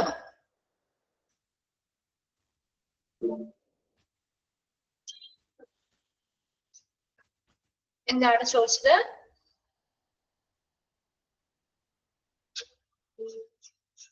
ഇൻപേഷ്യൻസിന് ഉപയോഗിക്കും കേട്ടോ, ഇൻപേഷ്യൻസിൽ ഉപയോഗിക്കും കേട്ടോ, ഇൻപേഷ്യൻസിൽ ഉപയോഗിക്കും. അത് എന്തുകൊണ്ടാണെന്ന് പറഞ്ഞിരിക്കുന്നതെന്ന് വെച്ചാല്, നമ്മളൊരു ഹോസ്പിറ്റലിലേക്ക് ആദ്യമായിട്ട് എത്തുമ്പോൾ നമ്മളൊരു ഔട്ട് പേഷ്യന്റ് ആയിട്ടല്ലേ എത്തുക അല്ലെ. നമ്മൾ ഔട്ട് പേഷ്യന്റ് ആയിട്ട് എത്തും. ഇപ്പൊ നമുക്കൊരു വയ്യായ്കരം, ഇപ്പൊ ഒരു നെഞ്ചുവേദനയോ അല്ലെങ്കിൽ നമുക്ക് എന്തെങ്കിലും ഒരു വയറ് സംബന്ധമായിട്ടുള്ള വന്ന് നമ്മൾ ആദ്യം ഒന്നില്ലെങ്കിൽ കാഷ്വാലിറ്റിയിലേക്ക് പോകും, അല്ല കാഷ്വാലിറ്റിയിലല്ല എങ്കിൽ അതുമായി ബന്ധപ്പെട്ട ഡിപ്പാർട്ട്മെന്റിലേക്കാണ് ആദ്യം നമ്മളൊരു ഔട്ട് പേഷ്യന്റ് ആയിട്ടല്ലേ പോകുന്നത് അല്ലെ. ഒരു ഔട്ട് പേഷ്യന്റ് ആയിട്ടല്ലേ നമ്മൾ പോകുന്നത്. ഈ രണ്ട് വിഭാഗം പറയുന്ന എല്ലാ വിഭാഗവും ഇൻപേഷ്യന്റ് സർവീസും കൊടുക്കുന്നുണ്ട്, ഔട്ട് പേഷ്യന്റ് സർവീസും കൊടുക്കുന്നുണ്ട് കേട്ടോ. രണ്ടുമുണ്ട് അത്. പക്ഷേ നമ്മൾ ഒരു ഔട്ട് പേഷ്യന്റ് ആയിട്ടാണ് ആദ്യം നമ്മൾ ചെല്ലുന്നത്. അപ്പൊ ഏറ്റവും കൂടുതൽ നമ്മൾ ഒരു ഔട്ട് പേഷ്യന്റ് ആയിട്ട് ചെല്ലുന്നത് നമുക്ക് ഒരു അഡ്മിഷൻ ആവശ്യമായി വന്നാൽ മാത്രമേ നമ്മൾ ഇൻപേഷ്യന്റിലേക്ക് കടക്കുന്നു അല്ലെ. അപ്പൊ നമുക്കൊരു ഇൻപേഷ്യന്റ് സർവീസ് ആയി നമുക്ക് ആ ഹോസ്പിറ്റലിലെ പ്രധാനപ്പെട്ട എല്ലാ സർവീസുകളും നമുക്ക് അവിടെ വെച്ച് തന്നെ ലഭ്യമാവും അല്ലെ. അതുകൊണ്ടാണ് എടുത്ത് പറയാതിരിക്കുന്നത്. ഒരു ഔട്ട് പേഷ്യന്റ് സർവീസിന് ഇങ്ങനെയുള്ള പ്രധാനപ്പെട്ട എല്ലാ സർവീസുകളും ഒരു ഔട്ട് പേഷ്യന്റിന് കിട്ടുന്നുണ്ട് എന്നതുകൊണ്ടാണ് അത് എടുത്തു പറഞ്ഞിരിക്കുന്നത്. ഇൻപേഷ്യന്റ് ആവുമ്പോൾ നമുക്ക് അവിടെയുള്ള ഹോസ്പിറ്റലിലുള്ള എല്ലാ സർവീസുകളും നമുക്ക് ഓട്ടോമാറ്റിക്കലി ലഭ്യമാവുന്നുണ്ട്. അതുകൊണ്ട് എടുത്ത് പറയാൻ കേട്ടോ. ഓക്കെ ഓക്കെ ആണോ? അപ്പൊ നമുക്ക് ഇനി ഓരോ ഡിപ്പാർട്ട്മെന്റുകളെ കുറിച്ച് പഠിക്കാം. ഓക്കെ, അപ്പൊ മെഡിക്കൽ ഡിപ്പാർട്ട്മെന്റില് ഫസ്റ്റ് നമ്മൾ പഠിക്കുന്നത് ഔട്ട് പേഷ്യന്റ് ഡിപ്പാർട്ട്മെന്റ് അല്ലെങ്കിൽ OPD. രണ്ട് ബോക്സും നിങ്ങളൊന്ന് വായിച്ച് മനസ്സിലാക്കി വെച്ചാൽ മതി. ഇതിനുള്ളില് ഇൻപേഷ്യന്റ് സർവീസിൽ വരുന്നത് ഇങ്ങനെയായിരിക്കും. ഈ ഒരു ഓരോ ഡിപ്പാർട്ട്മെന്റ് എന്താണെന്ന് ഈ ഒരു ബോക്സ് വെച്ച് ചോദിക്കില്ല കേട്ടോ. ഓരോ ഡിപ്പാർട്ട്മെന്റ് നമ്മൾ എക്സ്ട്രാ പഠിക്കുന്നത്, അപ്പൊ അതിനനുസരിച്ചുള്ള കാര്യങ്ങൾ വിസന്നേരം പറഞ്ഞു തരാം. ഒരു ക്വസ്റ്റ്യൻ വരുന്നത് കേട്ടോ. ഈ ഒരു ബോക്സ് വെച്ച് ആകെ രണ്ട് രീതിയിലുള്ള ക്വസ്റ്റ്യനേ വരാൻ പറ്റുള്ളൂ. ഒരുപാടുണ്ട്, അതാണ് പറഞ്ഞത്. ഇത് മാത്രമല്ല, ഒരുപാട് ഡിപ്പാർട്ട്മെന്റുകളുണ്ട്. നിങ്ങൾക്ക് വളരെ ഇമ്പോർട്ടന്റ് ആയിട്ടുള്ളവ മാത്രമേ പറഞ്ഞിട്ടുള്ളൂ കേട്ടോ. അല്ലാതെ എല്ലാം ഒരുപാട് നമ്മൾ പഠിച്ച് നമുക്ക് അതിനുള്ള സമയമില്ല നമ്മുടെ മുന്നില്. ആവശ്യമുള്ള വളരെ ഇമ്പോർട്ടന്റ് ആയിട്ടുള്ളവ മാത്രം ഉൾപ്പെടുത്തിയിട്ടുള്ളേ കേട്ടോ. അപ്പോ നിങ്ങൾക്ക് ആദ്യ രണ്ട് രീതിയിലാണ് ഈ ഒരു ഭാഗത്ത് നിന്ന് ക്വസ്റ്റ്യൻ വരാവുന്നത്. ഒന്നാമത്തത് ഇൻപേഷ്യന്റ് സർവീസുകളിൽ ഉൾപ്പെടുന്നവ ഏതെല്ലാം, അത് വരാം. അപ്പൊ ഓൾ ഓഫ് ദ എബോവ് എന്ന രീതിയിലുള്ള ആൻസർ ആയിരിക്കും വരാം.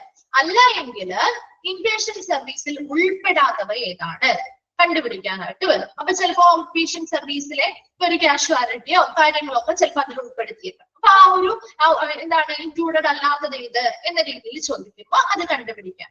അതേ രീതിയിലുള്ള ക്വസ്റ്റ്യൻ തന്നെയായിരിക്കും ഔട്ട് പേഷ്യന്റ് സർവീസിലും. ഇൻക്ലൂഡഡ് ആയിട്ടുള്ളത് ഏതൊക്കെയാണ്, ഇൻക്ലൂഡഡ് അല്ലാത്തത് ഏതാണ് എന്ന രീതിയിലായിരിക്കും ഈ ബോക്സിൽ നിന്ന് ക്വസ്റ്റ്യൻ കാണുക കേട്ടോ. ഓക്കെ, ഇപ്പൊ എഴുതാൻ പറ്റുമല്ലോ, പറ്റില്ലേ? പറ്റുമോ? ഓക്കെ, ഇനി നമ്മള് നെക്സ്റ്റ് ഭാഗത്തേക്ക് പോവാണ്. മെഡിക്കൽ ഡിപ്പാർട്ട്മെന്റ് ഏതാണ് ഫസ്റ്റ് നമ്മൾ പഠിക്കാൻ പോകുന്നത്? Out patient department. Okay, just ഒന്ന് പറഞ്ഞു വെക്കാം കേട്ടോ. ഔട്ട് പേഷ്യന്റ് ഡിപ്പാർട്ട്മെന്റ് അല്ലെങ്കിൽ OPD. ഈ OPD-യുടെ ഒക്കെ എക്സ്പാൻഡഡ് ഫോമും ഷോർട്ട് ഫോമുകളും വളരെ ഇമ്പോർട്ടന്റ് ആണ്. ഏതൊരു ചാപ്റ്ററിലെയും എക്സ്പാൻഡഡ് ഫോംസും ഷോർട്ട് ഫോംസും നിങ്ങൾ പ്രത്യേകം നോക്കണം. അത് ചോദിക്കാറുള്ള ഭാഗങ്ങളാണ് കേട്ടോ. അപ്പൊ നോക്കിയേ, എന്താണ് ഒരു ഔട്ട് പേഷ്യന്റ് ഡിപ്പാർട്ട്മെന്റ് എന്നാണ് പറഞ്ഞിരിക്കുന്നത്. In this department, people come to the hospital only for a consultation and not for admission. അല്ലെ, അഡ്മിഷന് പകരം കൺസൾട്ടേഷന് വേണ്ടി മാത്രമാണ് ഹോസ്പിറ്റലിലെ ഔട്ട് പേഷ്യന്റ് ഡിപ്പാർട്ട്മെന്റിലേക്ക് ആളുകൾ വരുന്നത്. അല്ലെ, നമ്മൾ ഒരു കൺസൾട്ടേഷന് വേണ്ടിയല്ലേ ചെല്ലാറ്? ആണോ? ഒരു ഔട്ട് പേഷ്യന്റ് ഡിപ്പാർട്ട്മെന്റിലേക്ക് നമ്മൾ കൺസൾട്ടേഷന് വേണ്ടിയല്ലേ ചെല്ലാറ്? അല്ലെ, അഡ്മിഷന് വേണ്ടിയിട്ടല്ല. അഡ്മിഷൻ ആവുമ്പോൾ അത് ഇൻപേഷ്യൻസ് ആണ് അല്ലെ, അപ്പൊ അത് മാറി അല്ലെ. Then the patient seeks for medical advice from a medication for them to take for a certain period of time. നമുക്കറിയാം, നമ്മളൊരു ഡോക്ടറെ കൺസൾട്ട് ചെയ്താൽ നമ്മൾ ആദ്യം ആ ഡോക്ടറിൽ നിന്ന് ഒരു വൈദ്യോപദേശം തേടുകയാണ് അല്ലെ. എന്തിനു വേണ്ടിയാണ് നമ്മൾ ആ ഒരു വൈദ്യോപദേശം അല്ലെങ്കിൽ ഒരു മെഡിക്കൽ അഡ്വൈസ് തേടുന്നത്? നമ്മുടെ എന്തെങ്കിലും ഒരു രോഗം കാണിക്കാൻ അല്ലെങ്കിൽ ഒരു ട്രീറ്റ്മെന്റിന് വേണ്ടി ആയിരിക്കുമല്ലോ നമ്മൾ വന്നിരിക്കുക അല്ലെ.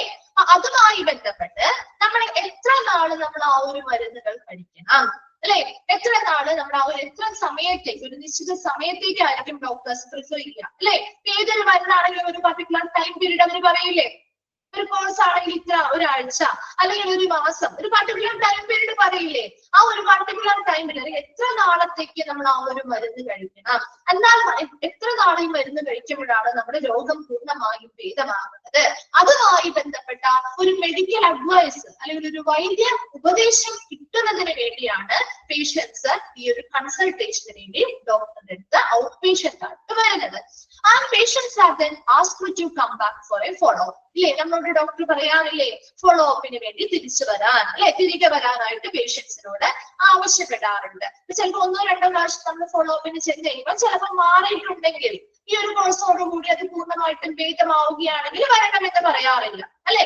അല്ലാത്ത പക്ഷം നമ്മളോട് തിരികെ ചിലർ ഇത്ര ദിവസം കഴിയുമ്പോൾ നിങ്ങൾ ഇവിടെ വരണം എന്ന് പറയാറില്ലേ. അല്ലെങ്കിൽ എന്തെങ്കിലുമൊക്കെ ടെസ്റ്റുകളോ കാര്യങ്ങളോ ചെയ്തിട്ട് ഇത്ര ഒരാഴ്ച കഴിയുമ്പോഴോ അല്ലെങ്കിൽ ഒരു 10 ദിവസം കഴിയുമ്പോഴോ വന്ന് കാണണമെന്ന് ഡോക്ടേഴ്സ് നിർദ്ദേശിക്കാറില്ലേ? ഉണ്ട് അല്ലെ. And patients treatment within the boundaries of the hospital last only a day. എപ്പോഴും ഒരു ഔട്ട് പേഷ്യന്റിന്റെ ട്രീറ്റ്മെന്റ് എന്ന് പറയുന്നത് ഹോസ്പിറ്റലിലെ പരിധിക്കുള്ളിൽ എത്ര സമയം മാത്രമാണ് നിൽക്കുക? ഒരു ദിവസം അല്ലെ. ആ ഒരു ദിവസം കഴിഞ്ഞ് അല്ലെങ്കിൽ ആ ഒരു രാത്രി നമുക്ക് ട്രീറ്റ്മെന്റോ കാര്യങ്ങളോ വേണമെങ്കിൽ അല്ലെങ്കിൽ ഒരു ദിവസം കഴിഞ്ഞാൽ നമ്മൾ അവിടെ അഡ്മിറ്റ് ആക്കുകയാണ് ചെയ്യാറ് അല്ലെ. ഒരു ദിവസമാണ് ഒരു ഔട്ട് പേഷ്യന്റിന് ആ ഒരു ഹോസ്പിറ്റലിൽ നിന്ന് ട്രീറ്റ്മെന്റ് കിട്ടുന്ന ആ ഒരു സമയം എന്ന് പറയുന്നത്. അതാണ് ആ ഒരു ഹോസ്പിറ്റലിനുള്ളിലെ ആ ഒരു പരിധി എന്ന് പറയുന്നത്. ലാസ്റ്റ് ഓൺലി എ ഡേ, ഒരു ദിവസം മാത്രമാണ് നീണ്ടു നിൽക്കുക. And out patient department runs four specific time during the day. എപ്പോഴും ആ ഒരു ഹോസ്പിറ്റലിൽ 24 മണിക്കൂർ ഒരു ഔട്ട് പേഷ്യന്റ് ഡിപ്പാർട്ട്മെന്റ് വർക്ക് ചെയ്യോ? ഒരു നിശ്ചിത സമയമുണ്ട് അല്ലെ. പകല് ഒരു നിശ്ചിത സമയം മുതൽ നിശ്ചിത സമയം വരെ ആയിരിക്കും അവർ വർക്ക് ചെയ്യുക അല്ലെ.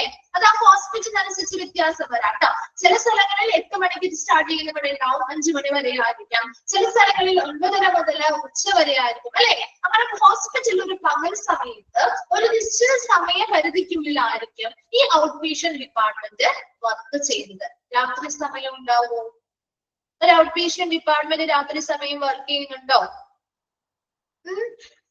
ഇല്ല. അപ്പൊ നമുക്ക് രാത്രിയിൽ എന്തെങ്കിലും ബുദ്ധിമുട്ടുകളോ കാര്യങ്ങളോ എമർജൻസി വന്നാൽ നമ്മൾ നേരെ എവിടേക്കാ പോകുന്നത്? കാഷ്വാലിറ്റിയിലേക്ക് പോകും അല്ലെ. നമ്മൾ കാഷ്വാലിറ്റിയിലേക്കാ പോവുക അല്ലെ. ഇപ്പൊ നോക്കിയേ, the consultation doctors are usually appointed to handle the OPD. ഈ ഒരു ഔട്ട് പേഷ്യന്റ് ഡിപ്പാർട്ട്മെന്റിനെ കൈകാര്യം ചെയ്യാൻ വേണ്ടി അവിടെയുള്ള കൺസൾട്ടേഷൻ ഡോക്ടേഴ്സിനെ തന്നെയാണ് നമ്മൾ അപ്പോയിന്റ്മെന്റ് സാധാരണയായി അപ്പോയിന്റ്മെന്റ് ചെയ്യുന്നത്. ഒരു ഔട്ട് പേഷ്യന്റ് ഡിപ്പാർട്ട്മെന്റ് അല്ലെങ്കിൽ OPD കുറിച്ച് നമ്മൾ പറഞ്ഞ കാര്യങ്ങൾ എന്തൊക്കെയാ? ഒരു OPD ഡിപ്പാർട്ട്മെന്റ് അല്ലെങ്കിൽ ഒരു ഔട്ട് പേഷ്യന്റ് ഡിപ്പാർട്ട്മെന്റിലേക്ക് പേഷ്യൻസ് വരുന്നത് എന്തിനു വേണ്ടിയാ? അഡ്മിഷന് പകരം കൺസൾട്ടേഷന് വേണ്ടിയിട്ടാണ് പേഷ്യൻസ് വരുന്നത്. ഇനി പേഷ്യൻസ് വന്നാൽ തന്നെ ഹോസ്പിറ്റലിൽ ആ ഡോക്ടറെ കൺസൾട്ട് ചെയ്യുമ്പോൾ അവർ എന്ത് ചെയ്യുന്നു? അവരുടെ ട്രീറ്റ്മെന്റുമായി ബന്ധപ്പെട്ട ഒരു നിശ്ചിത സമയപരിധിക്കുള്ളിൽ അവരുടെ കണ്ടീഷൻ, മെഡിക്കൽ കണ്ടീഷനുമായി ബന്ധപ്പെട്ട് എത്ര നാൾ അവർ ആ ഒരു മരുന്ന് കണ്ടിന്യൂ ചെയ്യണം, അല്ലെങ്കിൽ എത്ര ദിവസം അത് അവർ കണ്ടിന്യൂ ചെയ്ത് കഴിക്കണം, അങ്ങനെയുള്ള ഒരു വൈദ്യോപദേശം അവർ ആ ഒരു കൺസൾട്ടന്റിൽ നിന്നും ആവശ്യപ്പെടുന്നു, അല്ലെങ്കിൽ അത് വാങ്ങുന്നു.